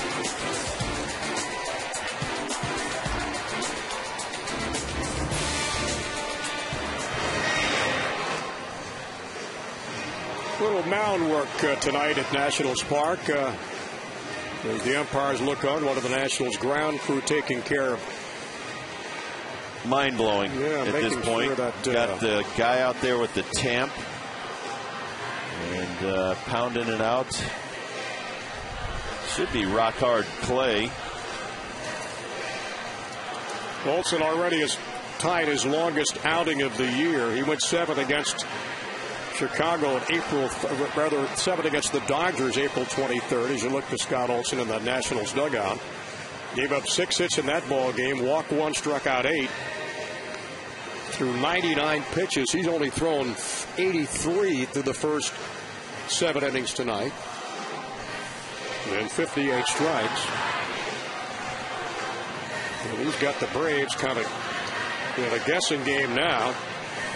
And the Nats have got a 1-0 lead. Well, and that's why it's so important, Johnny, to get ahead of hitters. When you get ahead of hitters, you throw strikes. Yeah. The batting average, once you get that first strike on the hitters, goes way down. And as a club, other than, Infante and Prado, the Braves are hitting collectively 240. Your best power guy, your 20-year-old rookie, is out with a bad groin, Hayward. So if you're Scott Olson, attack that lineup. And that's what we talked about with Luis Adelano last night. 5 walks against this lineup, and then giving up the home run. And I can't say that Infante is a normal number 8 hitter. He's pretty good hitting guy, and he's now at the top of the lineup. And McLeod is down in the 8-hole. He's got to attack. Adam Dunn to Josh Willingham, Pudge Rodriguez in the 7th for the Nationals. 1-0 they lead with 4 base hits in the ball game. Adams got one of those back in the 2nd. And Tim Hudson's pitch count up to 73, 50 of those strikes. And he gets Adam to swing through a fastball, and it's 1 ball and 2 strikes. Josh Willingham awaits in the on-deck circle. And then Pudge, who's driven in the game's only run with his first home run as a National. That was back in the 5th inning.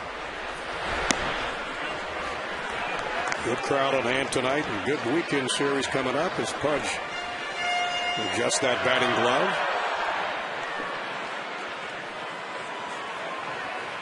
Well, Rob, I think any pitching coach, as you just mentioned, done with a shot foul down the right field line, first base line, is that's where pitchers just get in trouble over and over again when you fall behind 0-2 or 1-2. Well, if you fall behind, let's say 2 balls, no strikes, the batting average goes up for the hitter to like 400. When you get ahead of a hitter 0-2, that's gone. Adam Dunn with a shot into the right field seats, and that's 2-0 Washington. And I was just about to say, you get ahead 0-2, the batting average is under 100. So right there, an even Steven pitch to Adam Dunn. And Adam starting to come alive here in May with his 59th career home run since 2003 in the month of May. It is a sinker down and away, but you see the UPS store telling you on the pitch track, didn't sink enough. It kind of floated to the side. And that's a big man, big bad Dunn with a big bad bat. And all Melky Cabrera could do was just turn and watch that baby soar out of the ballpark over his head. Adam's 6th of the year. That's his 12th RBI, and it's 2-0 Nationals. Very nice insurance run, but don't stop there. That's right. Keep going. Josh Willingham struck out and grounded to second in his trips to the plate tonight. He'll take a ball outside, and David Ross wants to have a word with Tim Hudson. Coming down into the Nationals dugout tonight, Rob, to come on the field for batting practice, Jim Riggleman was coming up the tunnel, and I stopped him for just a second. Said, Jim, I said, congratulations on just a terrific start of the season. His answer, very simple. Got to have the pitching. He said it all depends upon pitching. And that's a pretty good man right there, too, in John McLaren. You see Scott Olson, and the rest of the Nationals. Yeah, his pitching coach, Steve McCaddy, has done a whale of a job. And speaking about pitching, tomorrow night after our ball game against the Marlins, stick around, and Masson will have the AAA debut of Steven Strasburg against the Gwinnett Braves. Pitching for AAA Syracuse. Ball strike, and it's 2 balls and 2 strikes to Willingham. Well, Steve McCaddy's done a terrific job of holding the pitchers accountable for what they do out there, and I think that's job 1 of a pitching coach. Yep, check swing, but he went too far, and the ball in the strike zone anyhow, so Willingham is gone. Yeah, there's 1 down. Not a lot of strikeouts, but that's only number 3 for Hudson tonight. Got Willingham twice and struck out Bernardino back in the 5th. He's still got great stuff, though. I mean, coming through the Tommy John surgery, at his age, the amount of innings he's thrown, still throws in the low 90s. He may not get as many strikeouts, and he was never a big strikeout guy because he loves to be economical, and you've seen that with his pitch count tonight, and get the ground ball outs, get those 5 pitch innings and get out of there, which is what one of the best pitchers I've ever seen in my life, Greg Maddux, would do. He'd average about 77 pitches per 9 innings, get in, get out, and get to your team and get you some runs and get some wins. 355, I think so. I don't have his numbers in front of me, but I'm pretty sure that Maddux has 355, but just a tremendous pitcher, and I mean pitcher by hitting his spots and making you hit the pitch he wants you to hit. Well, Pudge got the pitch from Tim Hudson he liked his last time up and parked that thing in the bullpen of the Braves over the left field wall. And he might not get another sinker tonight, at least. He's getting a lot of curveballs away.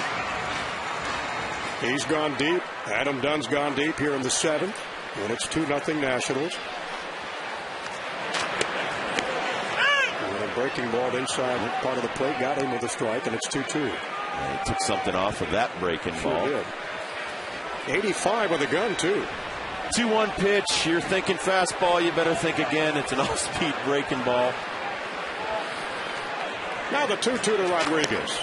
Just misses outside. Tried the backdoor sinker action on him.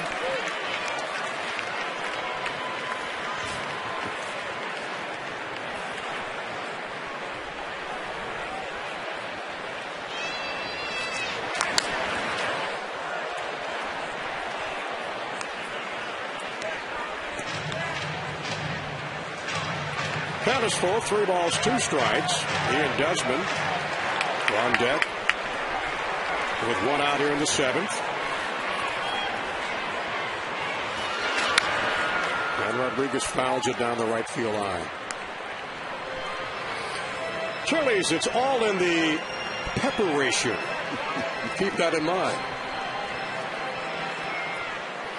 Johnny Holiday along with Rob Dibble.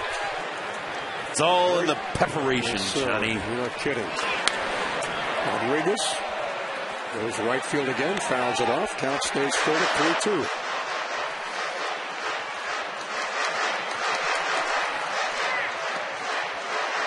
Pudge's numbers remaining. He came in the ballgame hitting .405. Now he's up to .408. 12 runs driven in, 12 runs scored. One big one tonight. Good look at the Nats catcher. Bounder up the middle. Infante on the first. What a play. Yeah, there's 2 down. Well, we've seen the National shortstop with a couple of good swings of the bat, Rob. Yeah, we know he can play some defense, Johnny, but he's tried to shorten up the swing.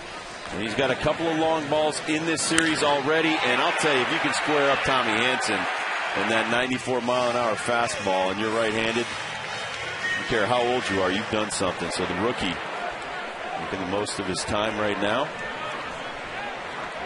He's driven in 14 runs for Washington. He pops it down the right field line. This could drift out of play. Nobody's going to get it. It bounds up in the stands. Count is 0-1. Ian from Sarasota, Florida. And I like the way he tries to get up on top and drive the ball down. You know, as you're going up through the ranks, you're taught to try to hit line drives, hit it back at the pitcher if possible. And he does a great job. And sometimes when you hit a nice hard line drive towards the outfield, it becomes a home run. Nice slugging percentage, too, 476. He's a good kid. Yeah.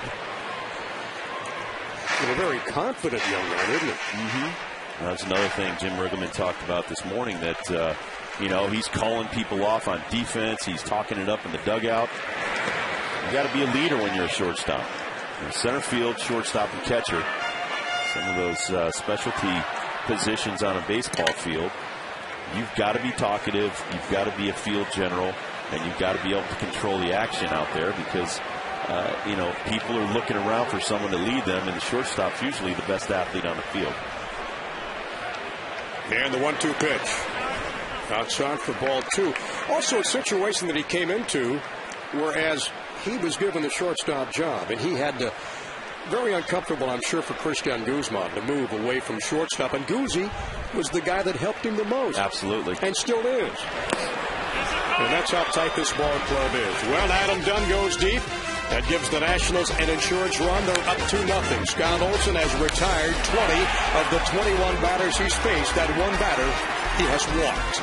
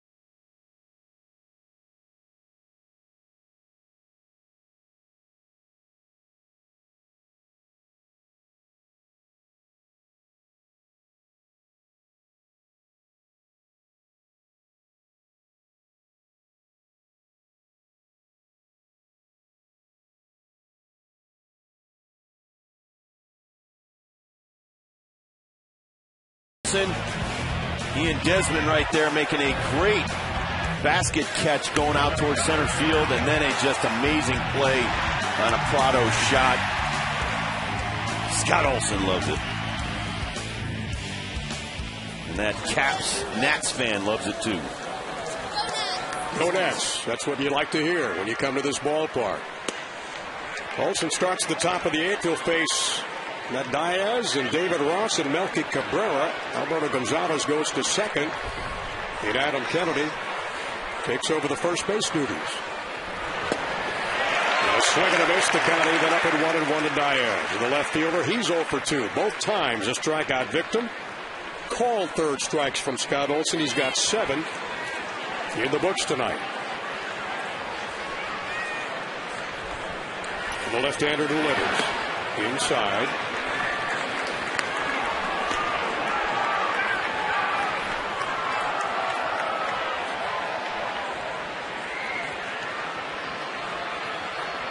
Gonzalez will bat in that number 4 hole, vacated by Dunn. And the count is 3-1. Melky Cabrera walked back in the 3rd. The only Atlanta base runner of this ballgame. Foul back, the count's 4-3-2. Nice job. 3-1. Scott Olson challenges him inside with an 89-mile-an-hour fastball.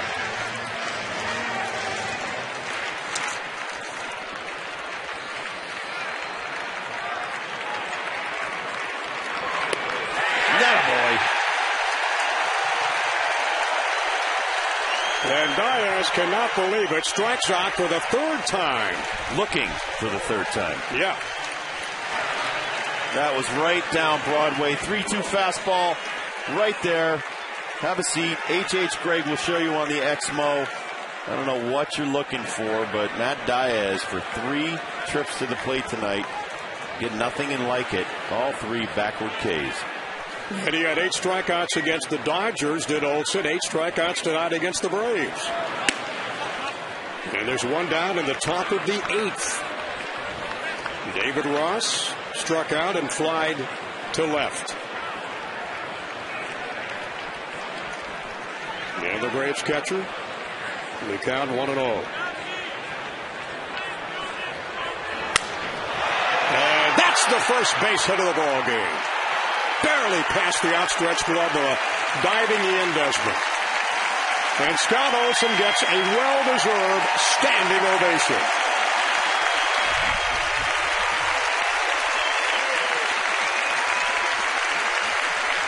Well, and the veteran catcher, Pudge Rodriguez, who has caught some no-hitters in his day, goes out and tells Scott Olson a great job through 7 1/3 innings of no-hit ball, 1 walk. And he challenged Matt Diaz on a 3-1 fastball, then punched him out. And then David Ross comes up with a huge base hit for the Braves. But he's still pumped up, and now he's got a win to try to worry about here. 2-0 game. Protect the lead. We talked about it before the game, Johnny. Yep. And not every single person is a line drive to third. Zimmerman's got it, and then throws too high to Gonzalez at second base. And the Braves have runners at first and second. Zimmerman with a tremendous play to stop that ball at third base, Rob. Tremendous stop, Johnny, and then with his patented underhand throw, he usually throws it perfectly on line. Might have rushed it a little bit. And you see with the Exmo shot of Zim, wonderful Gold Glove catch. Can't get a seam right there. He fires it. And just a little bit too high for Gonzalez. And now a little bit of a jam right here for Scott Olson. So the bullpen will get working in a hurry. And now Steve McCatty will come out and just kind of settle his pitcher down. Yep, and Zimmerman charged with an error on that high throw to second base. As McCatty makes his way to the mound, the Braves got something going now. 1 down here in the 8th inning. Runners at first and second. And as you mentioned, Rob, I'm sure it's just to settle down Scott Olson. Well, he got the ground ball right there. It was a great pick. You want to try to get at least an out right there on that play. Now, once again, if you're Scott Olson, I'm sure Steve McCatty told him, you're 1 pitch away from getting out of this inning. You get a ground ball right here, you're going to get a double play. And they got the bottom of the Braves batting order coming up with McLeod. And then Hayward is on deck. Who wasn't supposed to play tonight. He was kind of day to day. He wanted to play, but thought they may give him a day or 2 off to rest that pulled groin suffered last night. And Olson to McLeod. And it's outside for ball 1.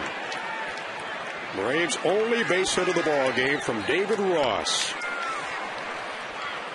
Breaking up Scott Olson's bid to become the 2nd pitcher this year to toss a no-hitter. Nationals leading at 2-0. We're in the top of the 8th inning. And McLeod will pop it. Zimmerman's got a beat on it that stays fair, and it drifts up about 7 rows into the stands.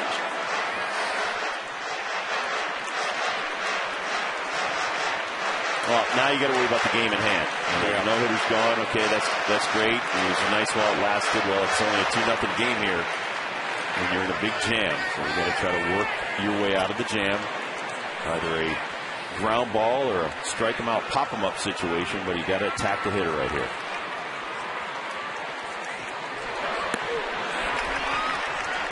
Yeah, the pitch low for ball 1. 2 balls and a strike. Scott's longest outing of the year thus far. He is tonight 7 1/3 so far.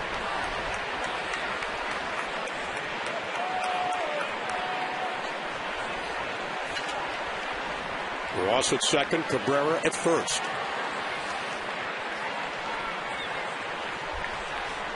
And the pitch to McLeod. Outside.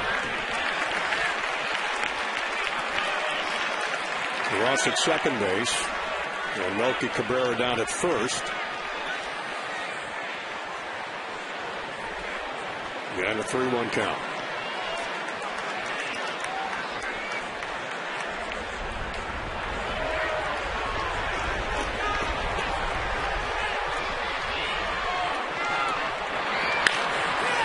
And the second base into the ball game. Ross will turn third. He's coming on. He's going to be held up.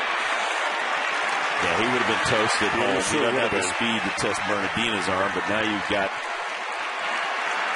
well, Ross to third and Cabrera to second, and the base is loaded. Well, I don't know if you want to go to Tyler Clippard right here. You got Hayward coming up, 97 pitches for Olson. He still looks pretty good. They got to face Jason Hayward. Yep. Tough decision here for Jim Riggleman. And the Nationals manager with his, now he's going to come out and go to home plate umpire Bill Miller.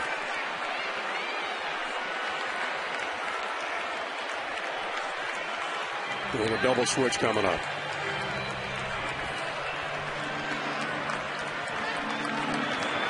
Zimmerman heads for the mound, as does the rest of his infield. Desmond right there behind him. Pudge coming out. And Jim Riggleman walks to the mound, and Rodriguez a head slap for the young left-hander. And what a performance he made tonight. Another standing ovation for Scott Olson. And boy, Rob, you talk about well-deserved. He pitched a whale of a game. Oh, and he's still got the scoreless inning streak that's at stake right here. And we'll be back in just a moment.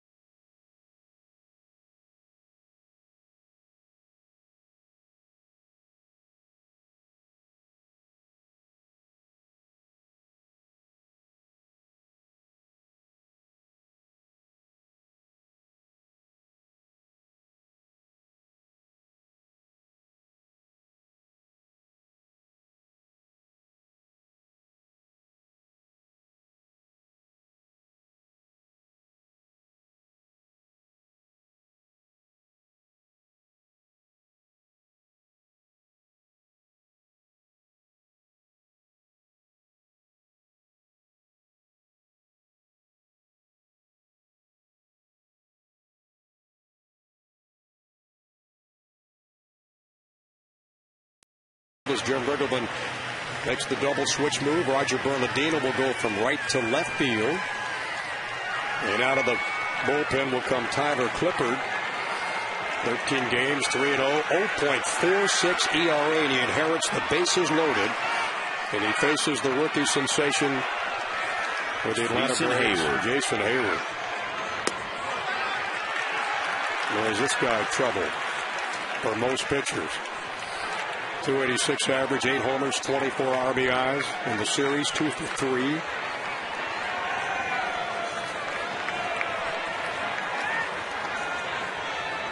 That's up 2-0.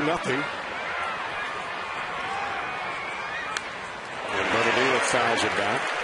Rather, Hayward fouls it back.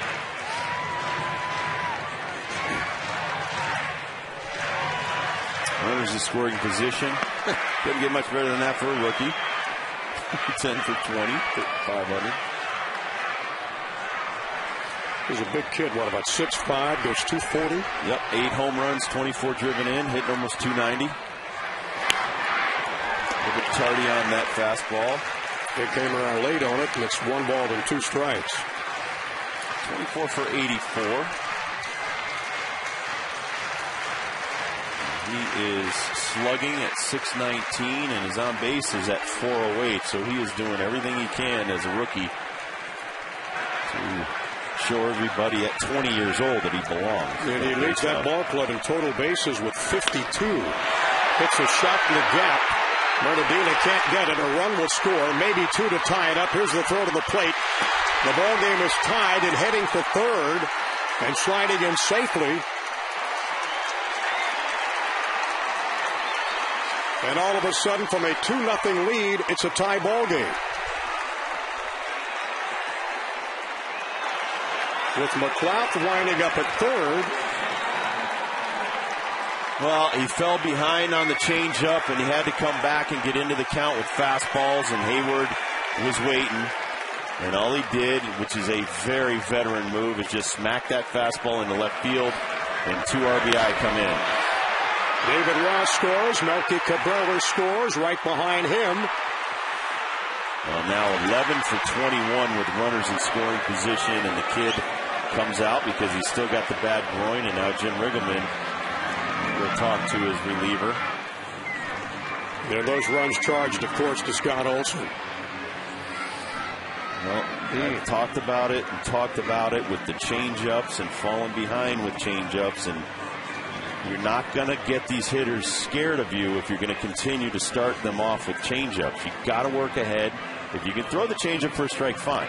But you can't fall behind 1-0, 2-0 all the time in tight situations as a reliever. Might be able to do that and get away with it as a starter, but, you know, this is a 20-year-old hitter. You know, the pressure should be on Hayward.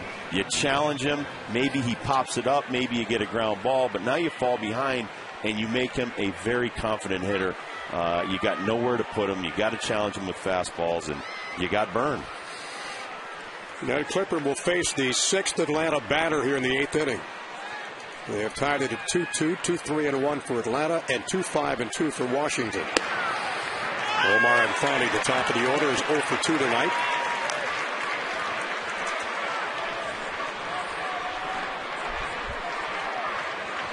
Well, how quickly things can change, huh, Rob, in a ball game? And they're rolling along smoothly.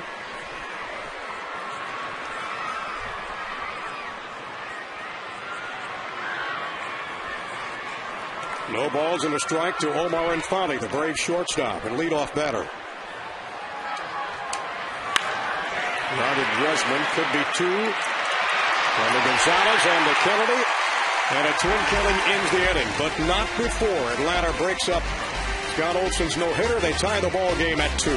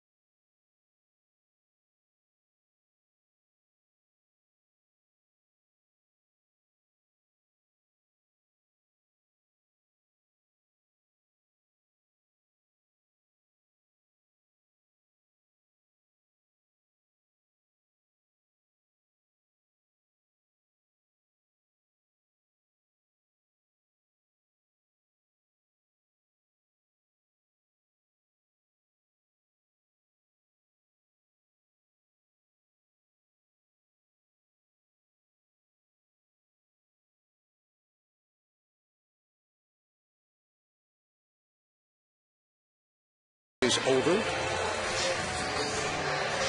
Well, now it's back to work. Tyler Clippard did a great job getting out of that. Gave up a couple of runs, but got the ground ball double play. Got 2 outs for the price of 1. And now it's a new ball game, 2-2, bottom of the 8th inning. Need some base runners. You're not kidding. And Roger Bernardino will lead things off, trying to bunt for a base hit. And a good effort, and they just barely get him at first base. A nice diving grab and a toss to first by Martin Prado Gowdy. And there's one down here in the bottom of the 8th.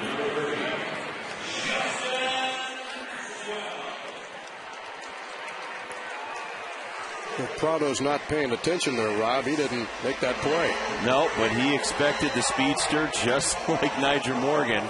They may try to push some bunts by the pitcher. Got it by the pitcher, but give Prado a lot of credit. May have jammed the wrist. Did a great job of keeping Bernardino in that speed off the base paths.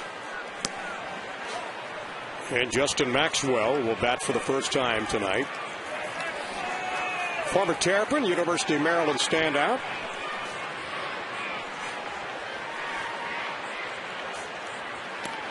And the count to Maxwell, 2 balls and no strikes. Elijah Morgan waiting on deck. He's 0 for 3. And we're all tied up at Nationals Park at 2.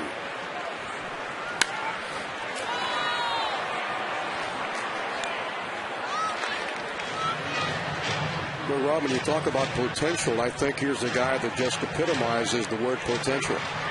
Yes, sir. And there will be another young man coming in here from Florida, Cameron Maybin.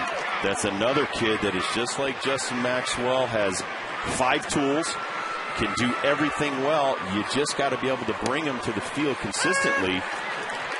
And the world is your oyster. I mean, you know, not too many men are blessed with all the things that a Justin Maxwell or a Cameron Maybin or a Jason Hayward have. Yeah, the size, the speed, the power. Throw, run. Yeah, I mean, it's just... We'll talk to Dave Winfield, the Hall of Famer. I mean, that you're talking, not many men are like Dave Winfield, and we talked about Jason Hayward. But you're talking about a 6'6", 6'7" guy that was drafted to play football, didn't play football in college, by 2 different professional basketball leagues and baseball out of Minnesota. You know, when you got that kind of skill and you're some of these young men, you got to give it everything you can and just try to be consistent. No, Maxwell can't catch up with that fastball. He's down on strikes. And we go to the top of the Nationals order with Nyjer Morgan.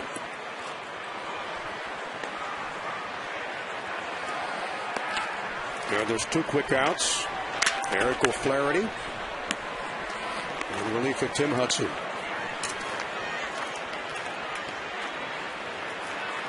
Rob, I think the question always comes up. How do you overcome whatever shortcoming a ball player has to get the total package to stay at this level? Well, it's the one thing that I found, that it's easier to get here than to stay here. And it's once you get here, you've got to constantly adjust. You have to adjust even in at bats. Sometimes when you're out on the pitcher's mound, you have to adjust out there. Nyjer Morgan, a high fly to McLeod in center field, and there's retired now in the 8th inning. We go to the top of the 9th, tied at 2-2.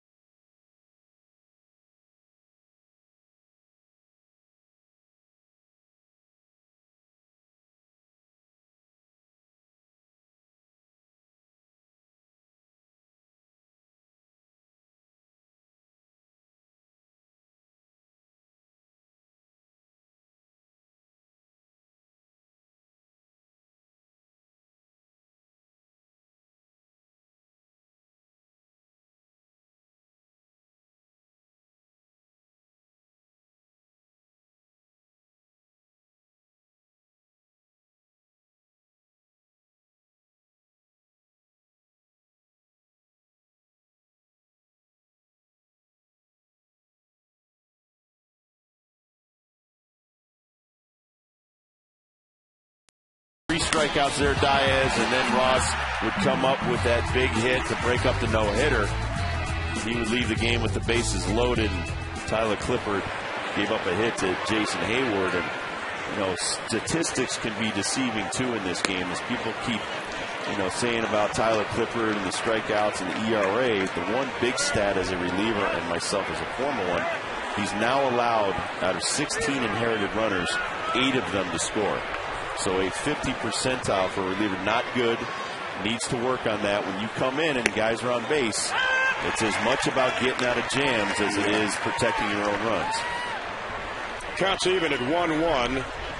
Martin Prado will lead it off for the Braves. Chipper Jones, then Troy Glass will follow.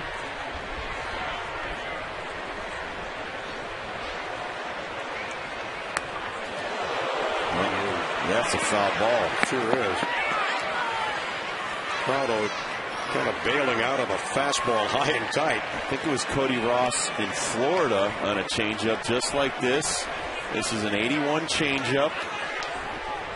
And he fouls it off. Almost fouled it off his chin. So Clippard goes ahead in the count. 1 ball and 2 strikes. And as we look ahead to the Nationals in the 9th inning, bottom of the 9th, Kennedy, Zimmerman to lead it off, and Clippard.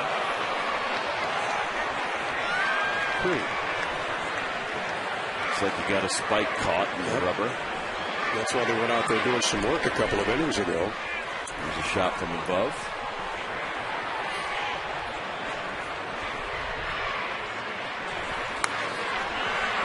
And a foul back.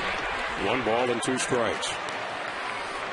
Nationals 2.5 back of the Phillies in the East. Philadelphia winning today. Roy Halladay gets the win.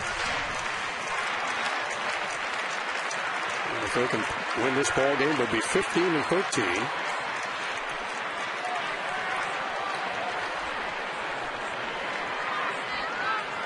And a breaking ball inside and high.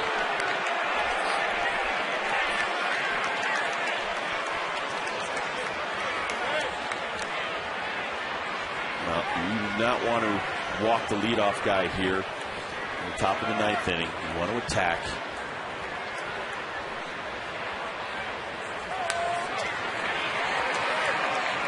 The thing is, Cliff's stuff is so good, fastball, breaking ball, that a lot of these changeups that he wastes for balls, it's okay when you're starting, but as a reliever, and Mitch Williams had the best line ever. Being a reliever is like pitching with your hair on fire. You've got to be ready now. You're in there in an emergency situation. You've got to be throwing strikes. You got to be on the offensive. There's another changeup, and pretty soon those changeups, righty to righty, he's going to get burned. And this is a high changeup that almost takes the camera out. You're in there to save runs, inherited runs, and win ball games if you can. And that's what you're expected to do. Yeah, your stats may suffer. You may lose ball games, and I had a lot of losses. A lot of short relievers should have losing records, not be 10-2 or 8-4. You should be like 3-7 by the end of the year with some blown saves if you're a good reliever. If you're coming into ball games and you have the lead and you give up the lead and it's tied, you're not really doing a great job. Desmond across to Kennedy, and there's 1 down in the 9th. Nice play again by the National shortstop. And Chipper Jones will step in. Voting is open now for the 2010 All-Star Game in Anaheim. Help send your favorite Nats to this year's All-Star Game. You can vote up to 25 times at nationals.com. We suggest you vote early, you vote often, as many times as you like, up to 25. Vote today. Everybody in your family, Johnny, can vote. Yes, they can. Yeah. So a family of 10 would really help. There you go. Send those Nationals to the All-Star Game. Please. Let's see, I'm voting right now for Zimmerman. I'm voting for Pudge Rodriguez. I'm voting for everybody. Yeah. And then I'm writing in a few as well. Desmond might not be on there, so I'm writing in Desmond. There you go. And Pudge, of course. Yeah, Chipper Jones hitting from the left side for the first time tonight. Yeah, Pudge has got to be on there. He's our MVC. That's by the catcher.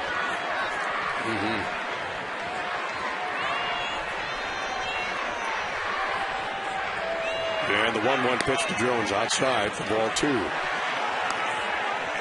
Sean Burnett now gets up. Yeah, most of the home runs by Chipper Jones are from the left side. I think he's got about 330-something and about 75 from the right side. And the 2-1 pitch to Jones. And the count 3-1. Troy Gloss next. Tyler Clippard making his 14th appearance of the year. And he lost it. 3-1 changeup. Dirt. And Chipper gets the second walk of the night for the Braves batters. This copyrighted telecast presented by authority of the Washington Nationals and may not be reproduced or retransmitted in any form, and the accounts and descriptions of this game may not be disseminated without the express written consent of the Washington Nationals. Johnny Holiday in for Bob Carpenter for the next couple of days, along with Rob Dibble. Ray Knight and Byron Kerr will be following. That's extra postgame coming up after the Nationals can hopefully win this baby and wrap up the series with a victory.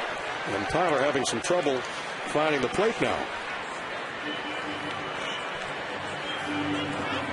I'm also thinking Mike Morse has got to be on the mend somewhere, Johnny. Isn't he rehabbing? Where's he rehabbing? He might be rehabbing somewhere. Down in Vieira? Maybe. I mean, he could maybe get some shots at right field. Yeah? Mike, where you at? He was ready to go last week, wasn't he? Somewhere. Yeah, I think he was ready to go on rehab last week. And the 1-0 pitch. Down to the third. Zimmerman with a nice stop. Terrific play, but can't make the play to second. Gets away from Gonzalez. And on to third base.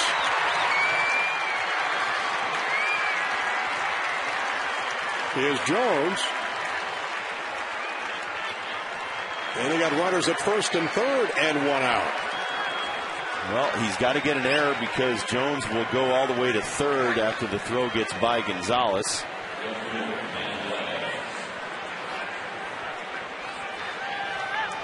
And there you see the Exmo showing the great catch. Nationals' third error of this ball game. Chipper to third. Troy Gloss on at first base on the error.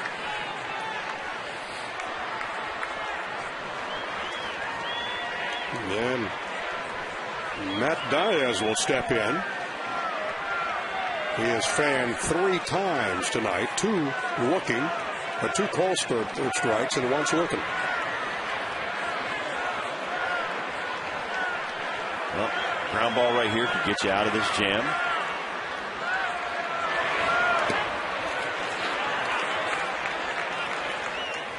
Another changeup, falls behind. And Brian Bruni loosening up down in the Nationals bullpen. We're in a 2-2 ball game in the top of the 9th. 1 down. Chipper Jones at third for the Braves. And Troy Gloss after the error on Zimmerman's throw at first. And the 1-0 pitch. And it's 2 balls and no strikes. There's the runners at third Jones and first Gloss. Like we talked about, though, Johnny, getting behind. Now he's 2-0. Kills you, doesn't it? Yeah, well, it kills you and it puts the hitter in the driver's seat. So now Diaz, who's punched out looking 3 straight times, and you fall behind him 2-0. A nice fastball from Tyler. That's 80 in the gun. Good changeup. Yep. And it's 2 balls and a strike. 2-0. You got to make a good pitch right here. He makes a great pitch with a changeup. Now he's back in the count. can still get out of this jam with a ground ball right here. David Ross, who broke up Scott Olson's no-hit bid, is on deck. And the pitch high, and Clifford really struggling now. 26 pitches for Tyler. 11 balls and 15 strikes. He's got to regain that composure. He's done a great job so far this year, but you're only as good as what you've done lately. He's got to put out all this other stuff and attack Diaz. Try to get a ground ball right here. And if not that, maybe you get back in the count and strike him out or pop him up.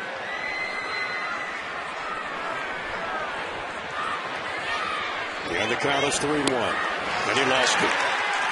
Loads up the bases for the Braves.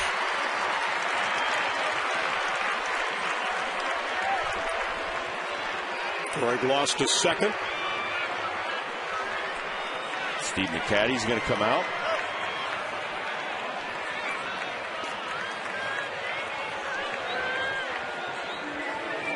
Jim Riggleman has lefty and righty up in the bullpen.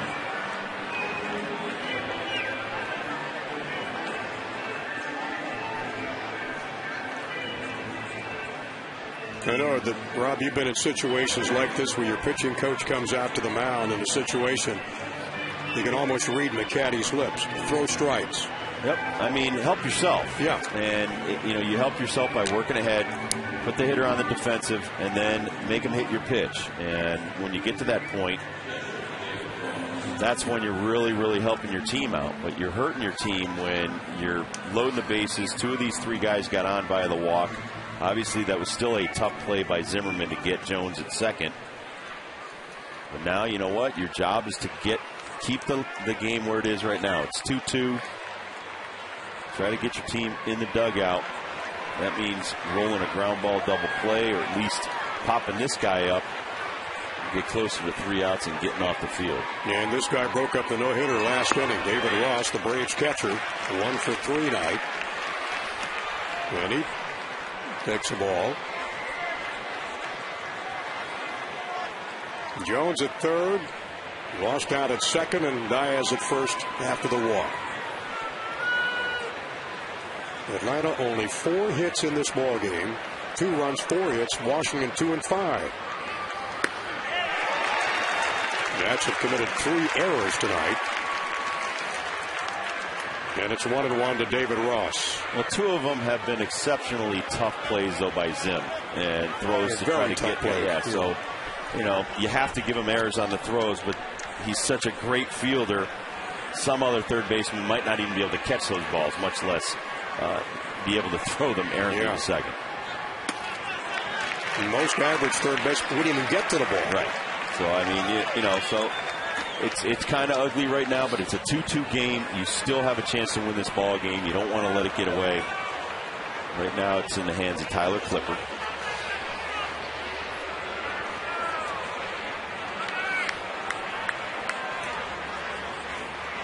And the 2-1 pitch on the way to David Ross. 89 of the gun. And it's a 2-2 count, 1 down. The Braves on the bases. Nowhere to put him. Got him on the pitch. And then you got Melky Cabrera standing up there. A left-handed guy, switch hitter, waiting for you. So this is as good as anybody to try to double up here on a ground ball.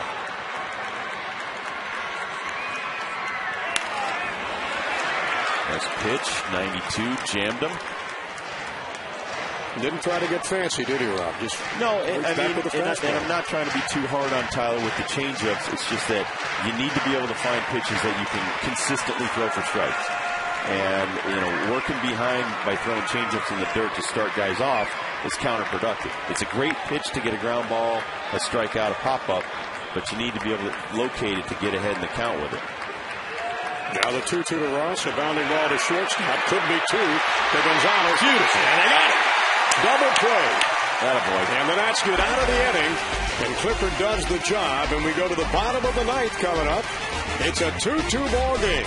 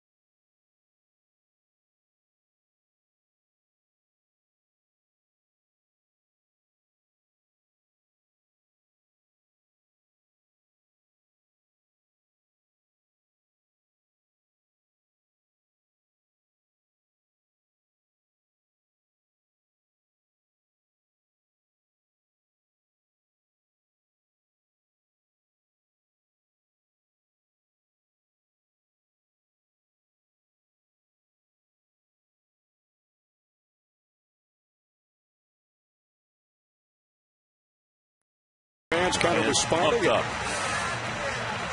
Well, we go to the bottom of the ninth. Last night, Nats took him in extra innings, couldn't do it. We don't want to have to repeat an extra inning ball game after what we've seen from the ball club tonight. And Adam Kennedy will lead it off. No, you got to win these games. I mean, you made a great point, 0-3 in the extra innings. Yeah. You got to win one-run games. You got to win the close ones if you're thinking about going to postseason. It's only going to get harder, as you said. The schedule is very difficult for not just the Nationals, anybody in the NL East. And here in the ninth, it is Kennedy, Ryan Zimmerman, and then Alberto Gonzalez. Don't think these Braves are not going to be down for long. We've hit the Braves when they're down. Got the Mets when they were down. Some decent ball clubs here.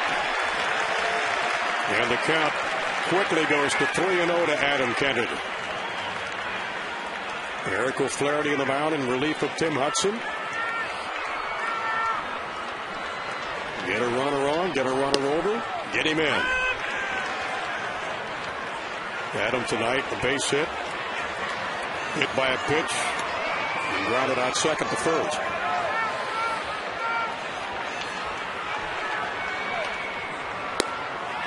You don't want to waste the night like that from Scott Olson. It's a tremendously well-pitched game by the kid. Very tough opponent in Tim Hudson. He was on his game. Allowed 2 single solo home runs. That was all that he gave up. And the leadoff batter's on here in the ninth. Very nice. All right, Zim Zam. Let's go, gentlemen, Zim. Ryan Zimmerman tonight. He's not going to see O'Flaherty, Johnny. No, he's not. Bobby Cox ambling out to the mound. What do you got, Moylan coming in or Billy Wagner? I think that's Moylan.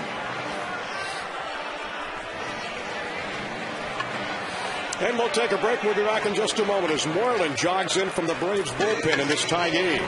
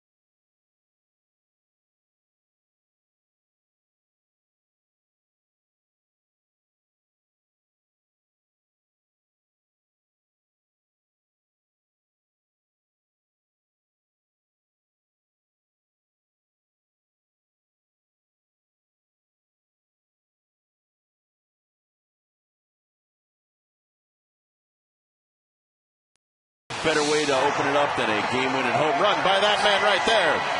The face of your franchise, Ryan Zimmerman. And he just happens to be the first batter that will face Moylan is Ryan Zimmerman.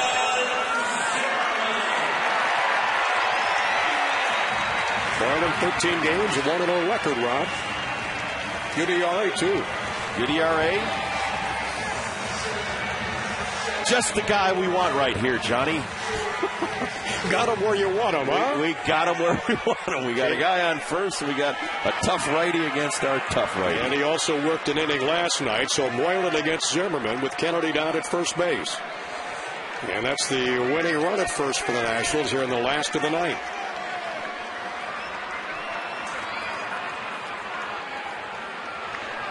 Yemmerman's hit came back in the 4th inning.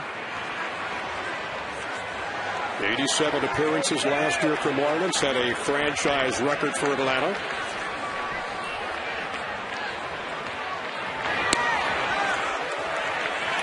And misses outside with a breaking ball. And trust me, Peter Moylan knows what happened when he faced him that time. It's in his head. It's an imprint in his brain. Another one of those Tommy John surgery guys. Oh, there's a lot of them out there. That was 2008. Again, he misses outside. And it's 2 balls and no strikes. There we go, Johnny. On our bench right now, if you have to pinch hit for Gonzo, switch Guzzi. Lefty Harris, Nieves, and Taveras.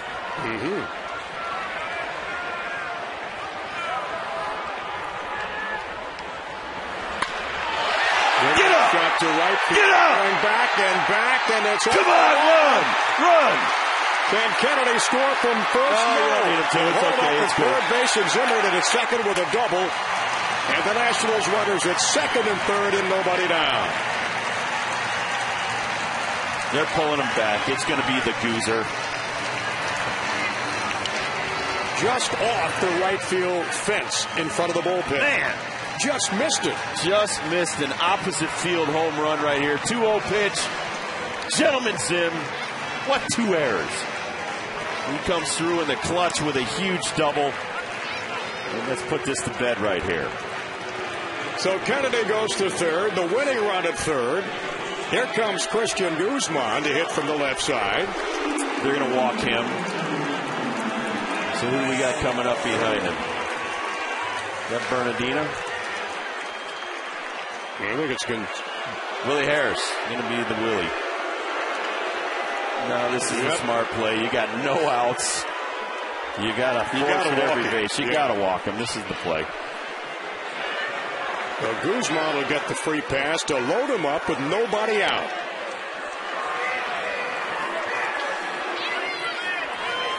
Justice looks like it may be served tonight, huh? We ain't there yet, Johnny. I know, but I'm feeling good about it. I'm only in here for 4 nights. I feel good about it. I feel nervous every half inning, John. Every time we hit. What Scott Olson did for this club tonight. Absolutely. What a shot in the arm. Guzman to first. The first time he's been scored on in 21 innings. So besides the no-hitter, the last 3 outings of Scott Olson have been terrific. And Willie Harris with a chance. Come on. To win it with a base hit. Or a walk. Or a fly ball. Fly ball. Deep into the outfield, it's all over. Nobody up in the Braves bullpen. Hits right in the shoulders of Peter Moylan. 2-2 ball game. Bottom of the 9th. Infield drawn in. Almost hit him. Almost hit him. Willie, where are you going? Take one for the team. Take one for the team, Willie. It's involuntary. You got to get out of the way of this pitch right here. As close as it could be. Yep. Yeah. Nice play by David Ross. Willie's got his dancing shoes on early. Ready for the gala.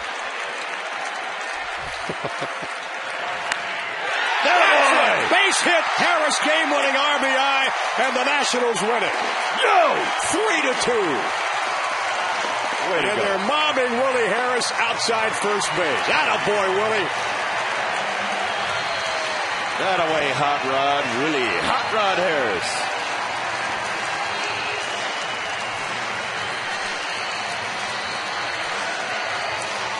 And the Nationals have won their 15th ball game of the year. 2 games over 500 now. And their 5th series win of the year. Very big win, especially with the Marlins coming in here. And the 4th drive of the game, Rob. Willie Harris, game-winning hit. He knew it. Moylan knew it. A huge win for the Nationals, and screeches up on his perch swinging his flag. And that is RBI number 7 for Woody Harris this year. None have been as big as that one. He drives in Kennedy from third, and the Nationals come back and win it after leading it 2-0. Atlanta.